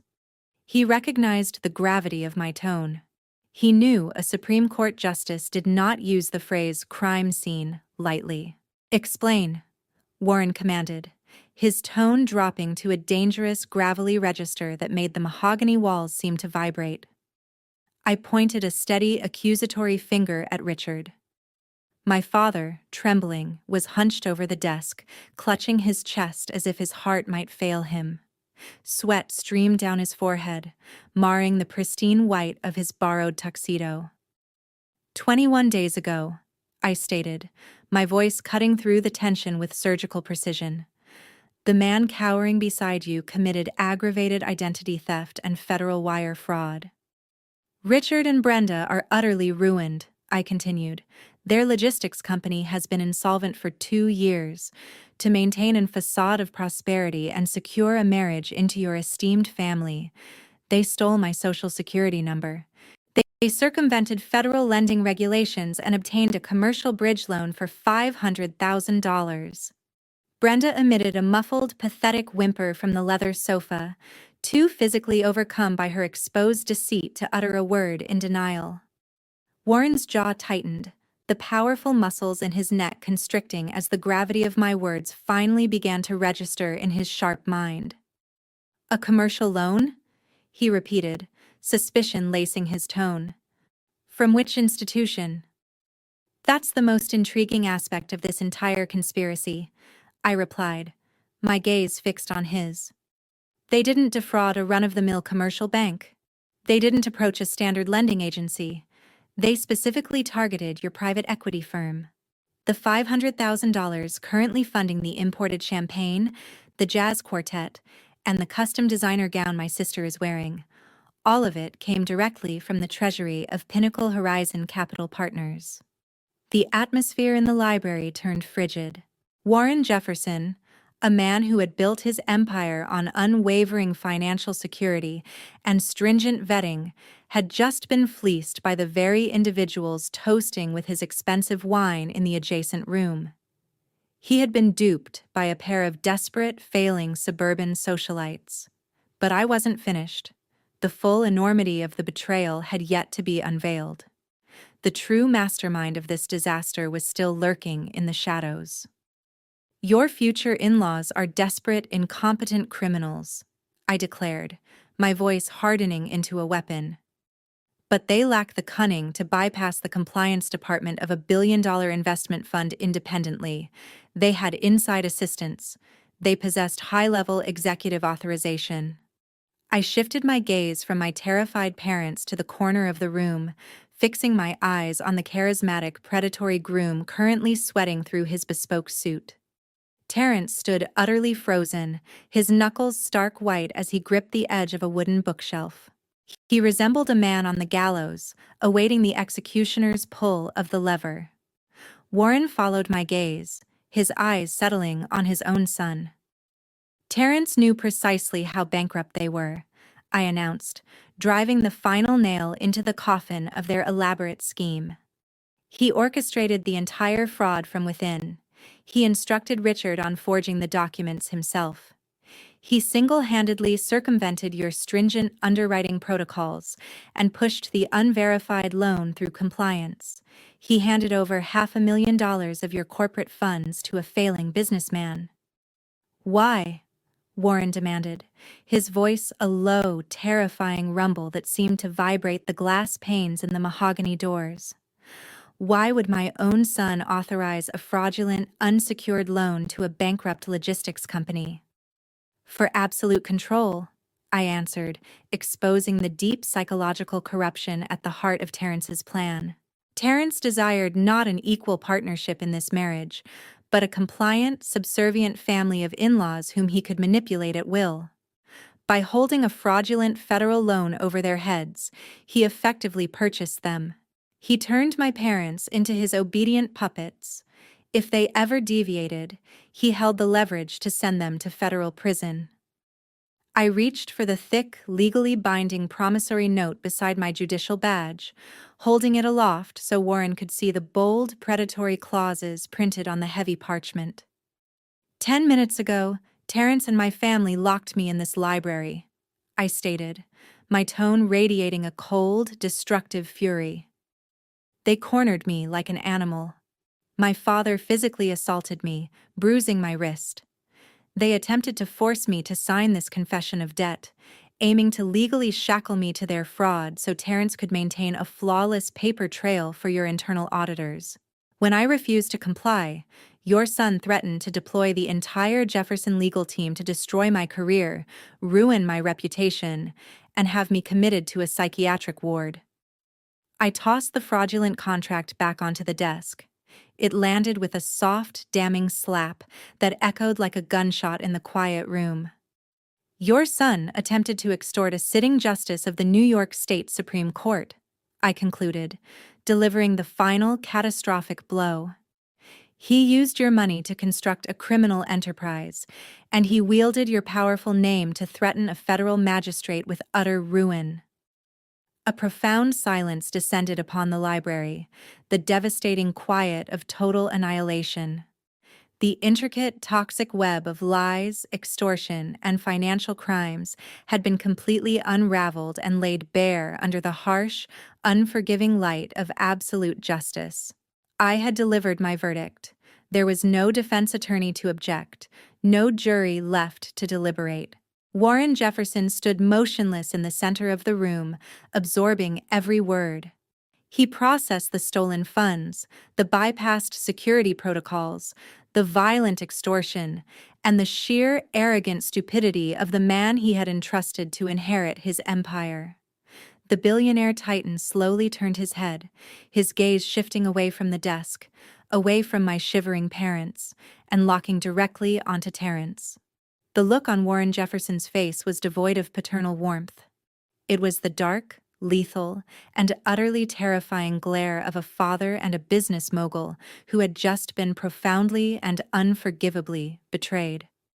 The silence in the library became brittle, stretched to its breaking point.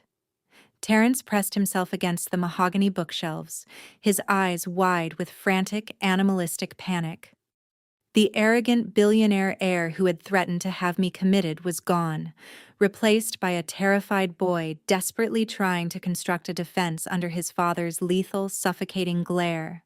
"Dad, you have to listen to me," Terence stammered, his voice cracking.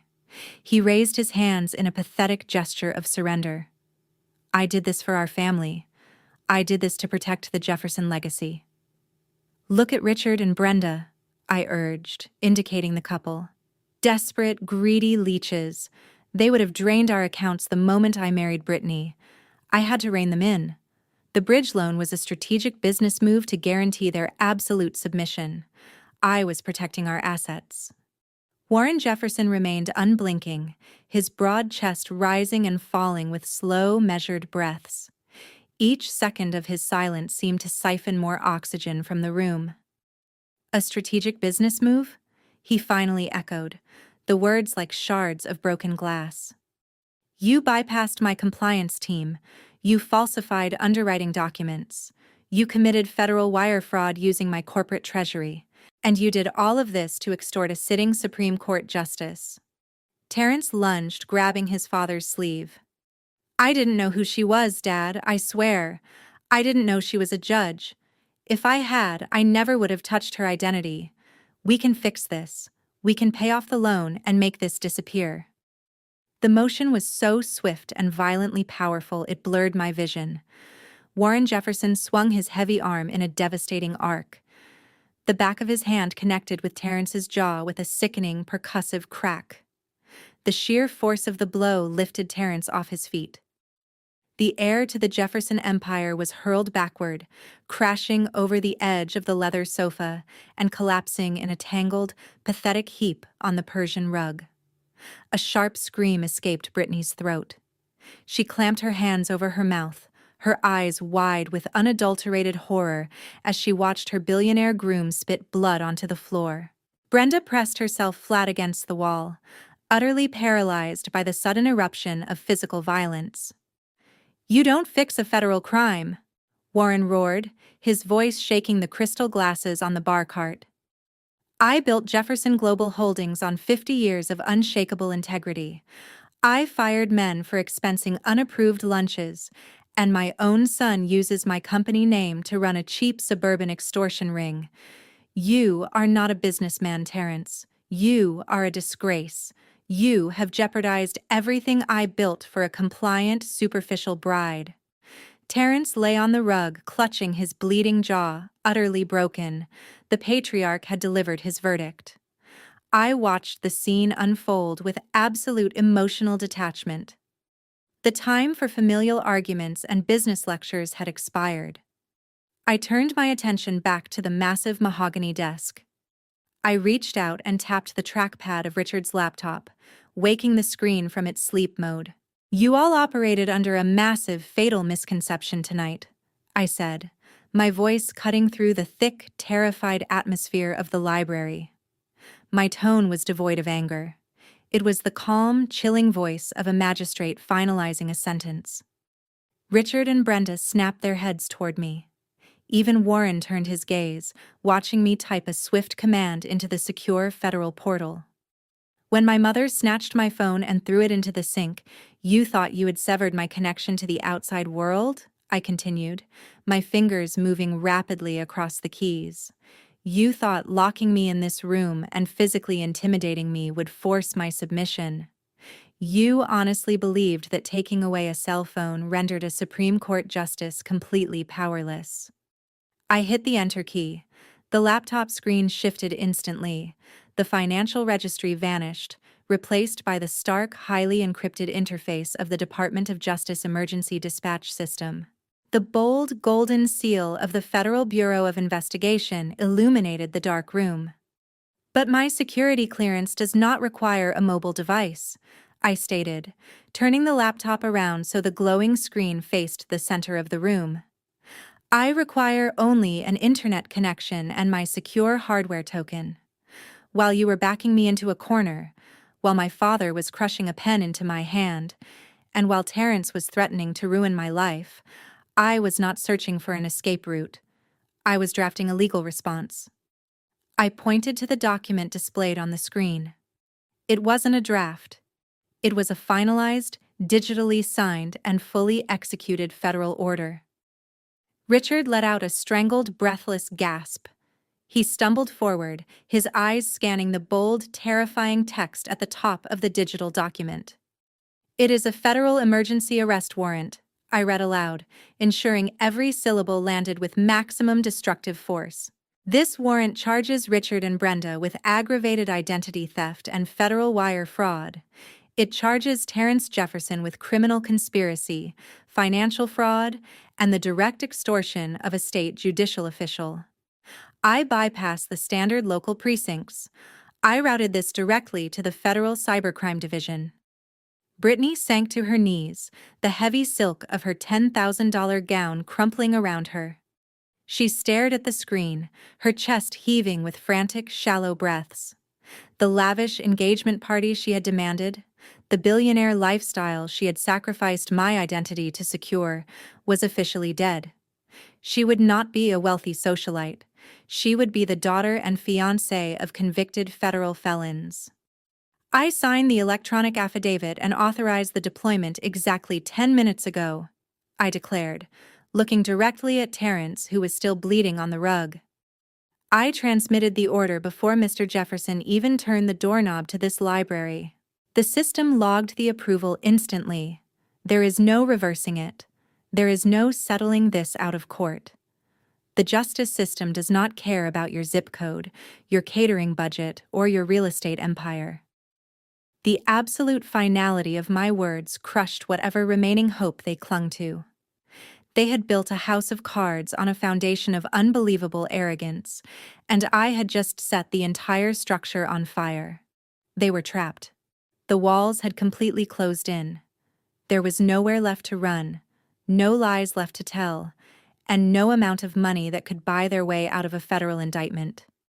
Suddenly, a sharp, piercing sound sliced through the humid night air. The cheerful, upbeat music of the jazz quartet on the terrace abruptly stopped. The loud, panicked murmurs of 200 elite guests began to swell outside the library doors. Then came the undeniable, terrifying noise that shattered the illusion of their high society world completely. The deafening, synchronized wail of multiple police sirens erupted from the street, growing louder and more aggressive as a fleet of federal vehicles breached the iron gates of the rented Hamptons estate. The synchronized wail of federal sirens did not just pierce the night air. It completely obliterated the carefully curated illusion of my parents' fraudulent empire. Piercing red and blue strobe lights slashed through the sheer curtains of the mahogany library, casting violent, frantic shadows across the faces of the people who had just tried to destroy my life. Heavy tactical boots hit the pristine cobblestone driveway outside. The commotion in the grand foyer escalated from confused murmurs to outright screams of panic. The elite of New York high society, the billionaires and socialites my parents had risked federal prison to impress, were now trapped inside an active crime scene. I calmly closed the lid of Richard's laptop. The sharp click of the screen shutting down was the final gavel strike on their freedom. Warren Jefferson did not spare another glance at his bleeding son on the rug. The billionaire patriarch adjusted his suit jacket, his expression carved from solid granite, and stepped out of the way. He was a man who understood the power of the federal government, and he had no intention of interfering with the execution of justice. The heavy library doors were thrown wide open. 3 agents wearing tactical vests emblazoned with the bright yellow letters of the Federal Bureau of Investigation stormed into the room. They moved with the swift, unforgiving precision of a unit executing a high-value raid. Richard tried to scramble backward, his hands raised in a pathetic, trembling gesture of surrender.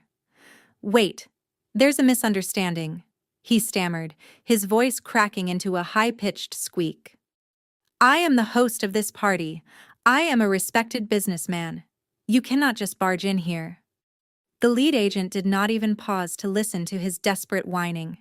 He grabbed Richard by the shoulder of his stolen tuxedo, spun him around with brutal efficiency, and slammed him chest first against the expensive mahogany bookshelves. The sound of heavy steel handcuffs ratcheting tightly around Richard's wrists echoed sharply in the room.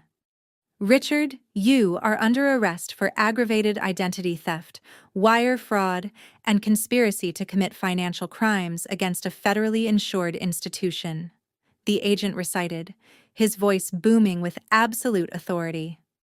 "You have the right to remain silent. I strongly suggest you use it." Brenda let out an ear-piercing, hysterical shriek.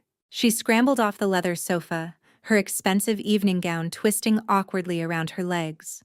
She completely lost whatever shred of sanity she had left.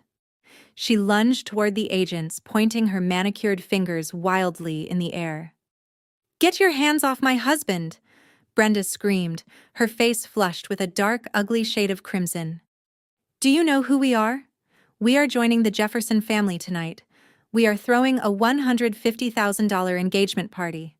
You are making a massive mistake. I will have your badges for this. I will sue the entire department." 2 female agents stepped into the library, completely unfazed by her manic screaming. One of them grabbed Brenda's outstretched arm, twisting it firmly behind her back. Brenda gasped in shock as the cold steel cuffs snapped around her own wrists, pinning her hands together. "You are also under arrest for identity theft and wire fraud," the agent stated coldly, ignoring Brenda's frantic struggling. The agents marched my handcuffed parents out of the library and straight into the grand foyer. I followed closely behind them, the heavy bronze judicial shield still gripped tightly in my hand. I wanted a front row seat to their absolute, spectacular downfall. The scene in the main hall was pure, unadulterated chaos. Over 200 guests were backed against the marble walls, their faces pale with shock. Crystal champagne flutes lay shattered on the imported tile floor. The expensive catered food sat abandoned on silver platters. The string quartet had long since fled the terrace. The lavish, extravagant party my parents had financed by stealing my future was completely destroyed. Brenda thrashed against the grip of the federal agents as they dragged her past the crowd of staring billionaires and corporate executives. She tried to hide her face, desperately attempting to preserve her shattered dignity, but the harsh, flashing lights of the police cruisers parked outside illuminated her absolute humiliation for everyone to see. The high society friends she had desperately tried to impress were now pulling out their cell phones, recording the spectacular collapse of her fake empire. Richard kept his head down, sobbing quietly. The man who had proudly demanded I sign my life away was now crying like a coward in front of the entire New York elite. They were paraded out the front doors, shoved unceremoniously into the back of waiting federal transport vehicles, their fake wealth and arrogant pride completely stripped away. I stood near the grand staircase watching the flashing lights illuminate the driveway. The suffocating weight I had carried for 34 years was completely gone. I was not the family disappointment. I was the architect of their reckoning. A sudden frantic movement caught my eye. Brittany tore through the crowd of stunned guests. Her $10,000 custom gown was torn at the hem, and her perfect, elaborate hairstyle was a mess of tangled strands. She had watched her parents get dragged away in handcuffs, and the reality of her shattered future finally crushed her fragile, delusional mind. She did not run to me. She did not run outside to help her parents. She ran straight toward the library doors, desperately searching for the only lifeline she believed she had left. Terrence staggered out of the hallway, clutching his bruised and bleeding jaw. He looked completely disoriented, the reality of his own impending federal indictment paralyzing him. He was a man who had just lost his father, protection, his corporate power, and his freedom all in the span of 20 minutes. Brittany threw herself onto the marble floor right at his feet. She let out a desperate, guttural sob, wrapping her arms tightly around Terrence's legs. She buried her tear-stained face into the fabric of his expensive suit pants, clinging to him like a drowning woman grabbing a piece of driftwood. "Terrence, you have to do something," Brittany wailed, her voice echoing shrilly across the silent, shocked foyer. Her tears ruined her expensive makeup, leaving dark, ugly streaks of mascara running down her cheeks. "You have to call your father's lawyers. You have to use the Jefferson money to fix this. They are taking my parents away. They are ruining our wedding. Please, Terrence, you have the power. You can make this all go away. Save us. Please, save us." The heavy silence in the grand foyer was broken only by Brittany's desperate, guttural sobbing. She clung to Terrence's tailored suit pants, her knuckles white, her tear-streaked face buried in his legs. 200 of New York's most elite socialites, CEOs, and billionaires stood frozen against the marble walls, watching the spectacle unfold. Warren Jefferson stepped out of the mahogany library. He moved with the slow, terrifying grace of an executioner stepping onto the scaffold. He looked down at his son, who was trembling, bleeding from the jaw, and trapped by a hysterical bride. "Get up," Warren Jefferson commanded, his voice a low, lethal rumble that carried across the cavernous room. Terrence flinched, trying to pry Brittany's desperate hands off his legs, but she held on with the manic strength of a woman watching her billionaire future evaporate. "Dad, please," Terrence pleaded, his voice cracking. "I can explain the underwriting process. I can fix the compliance breach. I will testify against Richard and Brenda. I will cooperate with the federal investigators. Just do not cut me out." Warren's expression did not soften. The patriarchal disappointment radiating from him was absolute. "You do not have a compliance breach to fix," Warren stated, projecting his voice so every elite guest in the room could hear the finality of his decree. "As of this exact second, you are no longer the director of investment for Jefferson Global Holdings. You are stripped of your corporate authority, your board seat, and your security clearance." Terrence gasped, all the color draining from his face. "Dad, you cannot do this. I am your son." "You are a liability," Warren corrected coldly. "You used my corporate treasury to run a fraudulent extortion scheme. You brought federal agents to my doorstep. I spent 50 years building an empire with an unblemished reputation, and I will not let a cowardly, entitled boy destroy it over a suburban bride. You are officially removed from the Jefferson Family Trust. You are disinherited, Terrence. You have nothing." The words struck Terrence like a physical blow. He staggered backward. He had just lost his title, his billions, and his entire identity in front of the most powerful people in the state. Brittany, entirely blinded by her own greed and denial, continued to wail. "Terrence, do not let him do this. You have your own money. We can still get married. We can hire lawyers to save my parents. You promised me this life. You promised me we would be untouchable." Terrence looked down at the sobbing, ruined woman clutching his legs. The realization hit him. Brittany and her fraudulent, desperate family were the anchors dragging him straight down to the bottom of the ocean. If he stayed attached to her, the federal investigators would tear him apart.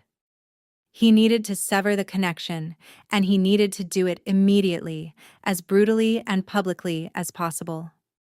Terrence grabbed Brittany by the shoulders of her $10,000 custom gown. He did not pull her up to comfort her. He dug his fingers into the delicate silk fabric and shoved her away with a violent, repulsed force. Brittany shrieked as she was thrown backward. She slid across the slick marble floor of the grand foyer, her heavy dress tangling around her legs. She collided with the base of a towering floral arrangement, knocking a dozen white roses onto the tiles around her. "Get off me, you pathetic parasite!" Terrence yelled, his face contorting with a venomous, panicked rage. "Do not ever touch me again. Do you really think I am going to throw away my entire life for a fake, bankrupt suburbanite? Your parents are federal criminals. You are a fraud. This entire party is a crime scene." Brittany stared up at him, her chest heaving, completely paralyzed by the brutal rejection. "There is no wedding," Terrence declared, shouting to the entire room of stunned guests. "The engagement is permanently canceled. The Jefferson family has absolutely no association with these criminals. I am done with you, Brittany." He turned his back on her, practically running toward the front doors to escape his father's wrath and the glaring eyes of the high society crowd. Brittany remained sprawled on the cold marble floor. The golden child, the favorite daughter who had been groomed for greatness, her entire life was utterly destroyed. Her parents were in the back of a federal transport vehicle. Her billionaire groom had just publicly discarded her like actual garbage. The 200 elite guests she had wanted to impress were now pointing their phones at her, recording her spectacular downfall. Her dream of endless wealth had shattered into a million irreparable pieces. Then her frantic, bloodshot eyes darted across the foyer. She saw me. I was standing near the grand staircase, my posture perfectly straight, my black dress stained, but my aura radiating absolute, untouchable authority. I still held the heavy bronze judicial shield in my hand. A sudden, delusional spark of hope ignited in Brittany's eyes. She remembered the power I held. She remembered the federal agents addressing me with respect. She scrambled onto her hands and knees, ignoring her ruined dress and her scraped skin. She crawled across the marble floor toward me, tears streaming down her face. "Caroline," Brittany begged, her voice a hoarse, desperate rasp. "Caroline, please, you have to help me. You are a judge. You have the power to stop this. You can call the FBI agents back. You can tell them to drop the charges against Mom and Dad. You can talk to Warren Jefferson. You can fix this." She reached out her trembling fingers, attempting to grab the hem of my dress. "Please, sister. I have nothing left. I am begging you. Save us." I did not step back. I looked down at the sobbing, pathetic woman at my feet. I looked at the sister who had just thrown dirty appetizer plates into a sink, demanding I wash them or face ruin. I looked at the golden child who had told me my life was over and I should gladly accept $500,000 in fraudulent debt as a wedding gift. I felt absolutely no pity. My face remained a mask of flawless clinical ice. "I am not your sister," I stated, my voice echoing with a cold, final judgment. "I am the Honorable Justice of the Supreme Court of New York, and the justice system does not grant pardons to arrogant, manipulative criminals. Enjoy cleaning up the mess, Brittany. I believe the catering staff is still missing a dishwasher." I did not wait for her agonizing scream. I turned my back on her and walked purposefully out the grand double doors of the Hamptons estate. The cool, crisp night air hit my face, clearing away the toxic stench of my former family. Waiting at the bottom of the cobblestone steps was a sleek black armored SUV, its engine purring quietly. The federal marshal standing by the vehicle immediately opened the rear door for me, nodding respectfully as I approached. I stepped into the vehicle, the heavy armored door closing behind me with a solid, definitive thud, leaving the ruins of their fraudulent empire far behind in the rearview mirror. 72 hours after the federal raid at the Hamptons estate, I walked through the heavy, reinforced steel doors of the Metropolitan Detention Center. The transition from the opulent, floral-scented air of a billionaire engagement party to the sterile, heavily sanitized atmosphere of a federal holding facility was jarring, yet profoundly satisfying. I did not wear a stained catering apron today. I wore a sharply tailored charcoal gray suit, my official judicial credentials secured in my leather briefcase. The federal guards at the security checkpoint stood a little straighter when they saw my identification, waving me through the metal detectors with absolute, unquestioning respect. I walked down the long concrete corridors, listening to the heavy, mechanical clanking of electronic locks securing each sector behind me. I was directed to a private high-security visitation room reserved for legal counsel and high-ranking officials. The space was divided entirely by a thick pane of bulletproof plexiglass, a physical and metaphorical barrier separating the rule of law from the perpetrators of fraud. I sat down in the rigid metal chair on the visitor side, placing my briefcase on the narrow counter. I did not have to wait long. The heavy steel door on the inmate side groaned open. A federal corrections officer escorted a woman into the small concrete room. It took a fraction of a second for my brain to register that the shivering, diminished figure shuffling toward the glass was actually my mother. Brenda was utterly unrecognizable. The high society matriarch who had forcefully grabbed my wrist and threatened to destroy my entire existence just 3 days ago was completely gone.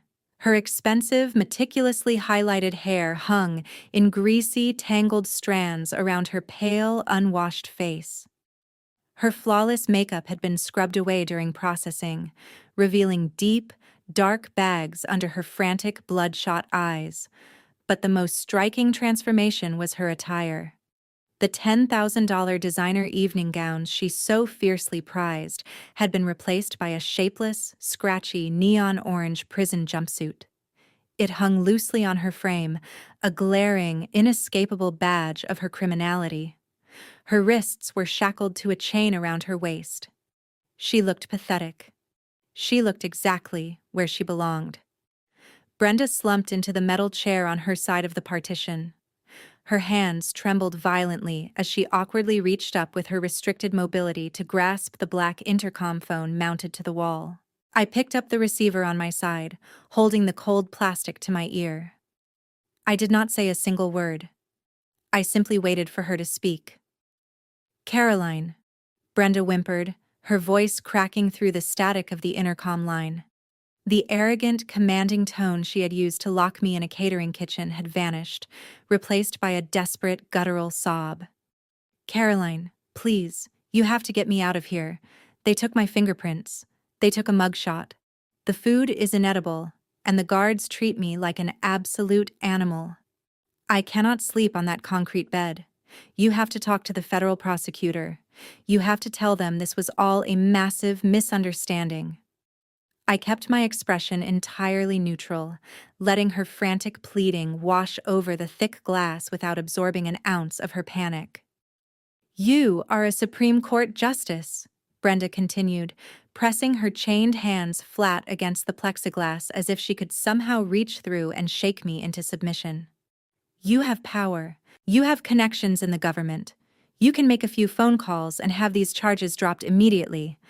Tell them Richard forced me to do it. Tell them I did not know about the fraudulent signatures on the commercial loan. You are my daughter. You have to save me. We are family." The sheer, unadulterated delusion of her demands was breathtaking. Even sitting in a federal detention center facing decades in a maximum security prison, she honestly believed I would sacrifice my judicial oath, my spotless career, and my own freedom to protect her fragile, shattered ego. She thought she could still manipulate me. I looked directly into her red, swollen eyes. I did not feel a single ounce of pity. I felt absolute, unshakable clarity. You gave up the right to call me your daughter the exact second you stole my social security number to fund a fake billionaire lifestyle, I stated, my voice echoing through the intercom with the cold, rhythmic precision of a ticking clock. You gave up that right when you locked me in a kitchen, threw my government-issued phone into a sink, and threatened to commit me to a psychiatric ward to protect your massive federal crime. You did not care about family when you tried to saddle me with $500,000 of fraudulent debt. Brenda gasped, hot tears spilling over her eyelashes and tracking down her pale, unwashed cheeks. But I am your mother, she cried out, her voice a shrill, desperate rasp that echoed off the concrete walls. You cannot just leave me in this cage to rot. I did it for Brittany. I did it so she could have a good life and secure a wealthy husband. We were just trying to survive. You were trying to buy your way into high society with stolen money, I corrected, slicing through her pathetic excuses with absolute factual reality. You committed aggravated identity theft and wire fraud. Those carry mandatory minimum sentences in the federal system.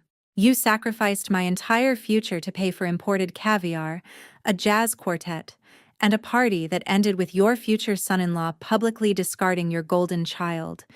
You made your choice perfectly clear that night.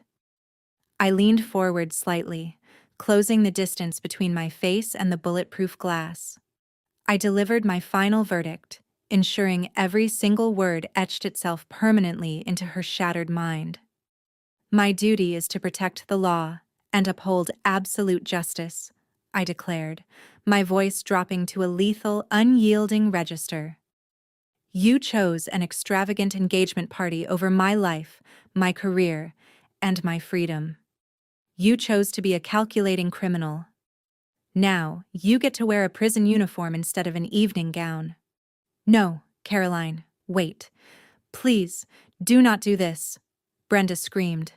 She slammed her open palms frantically against the thick plexiglass, her face contorting in pure, unadulterated horror as the reality of her long-term incarceration finally crushed her spirit entirely. You cannot just walk away. I am begging you. Do not leave me here. I did not flinch. I did not blink. I stood up from the rigid metal chair, smoothing the jacket of my tailored suit with absolute calm. I looked at the screaming, desperate woman on the other side of the glass one last time. I slowly pulled the intercom receiver away from my ear, cutting off the sound of her frantic, begging voice mid-sentence. With a firm, deliberate motion, I slammed the heavy plastic phone down onto the metal receiver. The loud, definitive click severed the electronic connection instantly. I turned my back on the glass, picked up my leather briefcase, and walked out of the visitation room without a single backward glance, completely and permanently severing the blood tie forever. Exactly 365 days have passed since that spectacular federal raid illuminated the Hamptons estate with flashing red and blue lights. The wheels of the federal justice system grind slowly, but they grind exceptionally fine. Richard and Brenda stood before a federal judge who possessed absolutely zero sympathy for suburban socialites, playing pretend with stolen identities. They attempted to secure a lenient plea deal. They tried to blame the failing economy of their logistics company. They even tried to point the finger at Terrence. The federal prosecutor dismantled their pathetic excuses in under 10 minutes. A jury of their peers found them guilty on all counts of aggravated identity theft and federal wire fraud. The judge handed down a mandatory sentence of 10 years in a federal penitentiary. Their logistics company was completely liquidated to pay off furious creditors and mounting legal fees. Brenda now spends her days scrubbing the stainless steel tables in the prison cafeteria, wearing the exact same neon orange jumpsuit she wept over during my visit. Richard works in the prison laundry facility, earning 12 cents an hour washing soiled bed sheets. The high society friends they sacrificed my entire future to impress did not send a single letter of support to the courthouse. They were entirely erased from the elite world they so desperately craved, left to rot in concrete cells with nothing but the memory of their spectacular arrogance. Brittany did not go to federal prison, but the universe designed a perfectly tailored cage just for her. The golden child who once paraded around in a $10,000 custom gown learned a very harsh, devastating lesson about financial liability. When the federal authorities seized the fraudulent $500,000 loan and returned the stolen funds to the Jefferson corporate treasury, the vendors from the lavish engagement party were left entirely unpaid. The owners of the rented estate, the premium catering company, the jazz quartet, and the elite florists all filed massive civil lawsuits. With her parents incarcerated, the financial devastation landed squarely on the shoulders of the bride. Terrence vanished completely from her life. Warren Jefferson unleashed a team of ruthless corporate attorneys who ensured Brittany was permanently blacklisted from every luxury establishment and elite social circle on the eastern seaboard. Her billionaire dream was dead and buried. To avoid absolute bankruptcy and wage garnishment, she was forced to find immediate, grueling employment. Today, my former sister works double shifts as a waitress at a noisy, grease-stained diner on the outskirts of the city. Her pristine, manicured nails are chipped and ruined by harsh dish soap. Her designer heels have been replaced by cheap, slip-resistant orthopedic shoes that ache after 14 hours on her feet. Every single day she carries heavy trays of half-eaten food back to a humid, foul-smelling kitchen. She stands in front of a massive industrial sink, scraping congealed ketchup and grease off cheap ceramic plates. Customers snap their fingers at her demanding refills and treating her with the exact same dismissive cruelty she once directed at me. She is living the exact nightmare she tried to force upon me in that catering kitchen. She has no wealthy groom to save her and no parents to fund her delusions. The poetic justice of her current reality is absolute, flawless perfection. I do not check on them. I do not monitor their misery or gloat over their downfall. I simply let the natural consequences of their own malicious actions run their permanent course. I stepped out of the shadow of their toxic expectations and never looked back. The air in my life is finally clean. I wake up every morning in a beautiful sunlit penthouse that I purchased with my own legitimately earned wealth. I drink my coffee in total peace, surrounded by a chosen network of brilliant, supportive colleagues who respect my mind and value my presence. I walk into the majestic marble corridors of the New York State Supreme Court building every morning with a profound sense of absolute freedom. The heavy mahogany doors of my private chambers close behind me, shutting out the noise of the city. I stand in front of the tall gilded mirror and slide my arms into the heavy black judicial robe. The dark fabric settles over my shoulders, carrying the physical weight of absolute integrity and unyielding authority. I am not the family disappointment. I am not a lowly government clerk or a pathetic spinster. I am a self-made woman who protects the vulnerable and dismantles the corrupt. I walk out of my chambers and step into the sprawling wood-paneled courtroom. The bailiff calls the room to order, and every single powerful executive defense attorney and corporate titan rises respectfully to their feet the exact second I enter the room. I take my seat behind the elevated wooden bench looking out over the silent, respectful gallery. Today, I am presiding over another massive commercial fraud case. A corrupt chief executive attempts to explain away a complex web of financial lies. I listen to his highly paid defense team spin their fabricated narratives. I see right through their desperate, transparent manipulation, just as I saw through the manipulation of my own blood relatives. I lean forward, interlacing my fingers, resting them on the polished oak of the bench. I deliver my ruling with cold, flawless precision, dismantling their fraudulent empire piece by piece. I watch the arrogant defendant realize that his wealth cannot buy his way out of my courtroom. I feel a brilliant, radiant warmth expanding in my chest. The heavy, suffocating burden of my treacherous family is completely gone. I severed the infected branches of my family tree and allowed myself to finally thrive in the sunlight. I reach out and wrap my fingers around the smooth wooden handle of my gavel. I look out at the courtroom, feeling the undeniable, absolute power of a life lived entirely on my own terms. A genuine, satisfied smile spreads across my face. I raise the gavel high into the quiet air and strike the sounding block with a loud, definitive crack. Court is adjourned. The most profound lesson woven into this story is that biological connection does not automatically grant someone a free pass to exploit, disrespect, or destroy your life. For decades, society has pushed the harmful narrative that we must endlessly forgive those who share our DNA. However, this journey shatters that dangerous illusion entirely. True family is built on a solid foundation of mutual respect, unwavering support, and unconditional care, not transactional value or superficial status. When relatives view you merely as a disposable resource to elevate their own egos or fund their delusions of grandeur, they completely forfeit the right to your loyalty. Another critical takeaway is the immense power of silent, self-made success. You do not need to constantly broadcast your achievements to validate your existence to those who belittle you. Building your independence quietly allows your success to serve as an impenetrable shield when ultimate betrayals occur. You never have to prove your inherent worth to people who are stubbornly committed to misunderstanding you. Furthermore, establishing ironclad boundaries is not an act of cruelty. It is the ultimate form of self-preservation.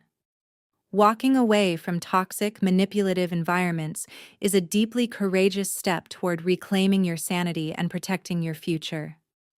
Finally, the story powerfully illustrates that malicious actions have consequences.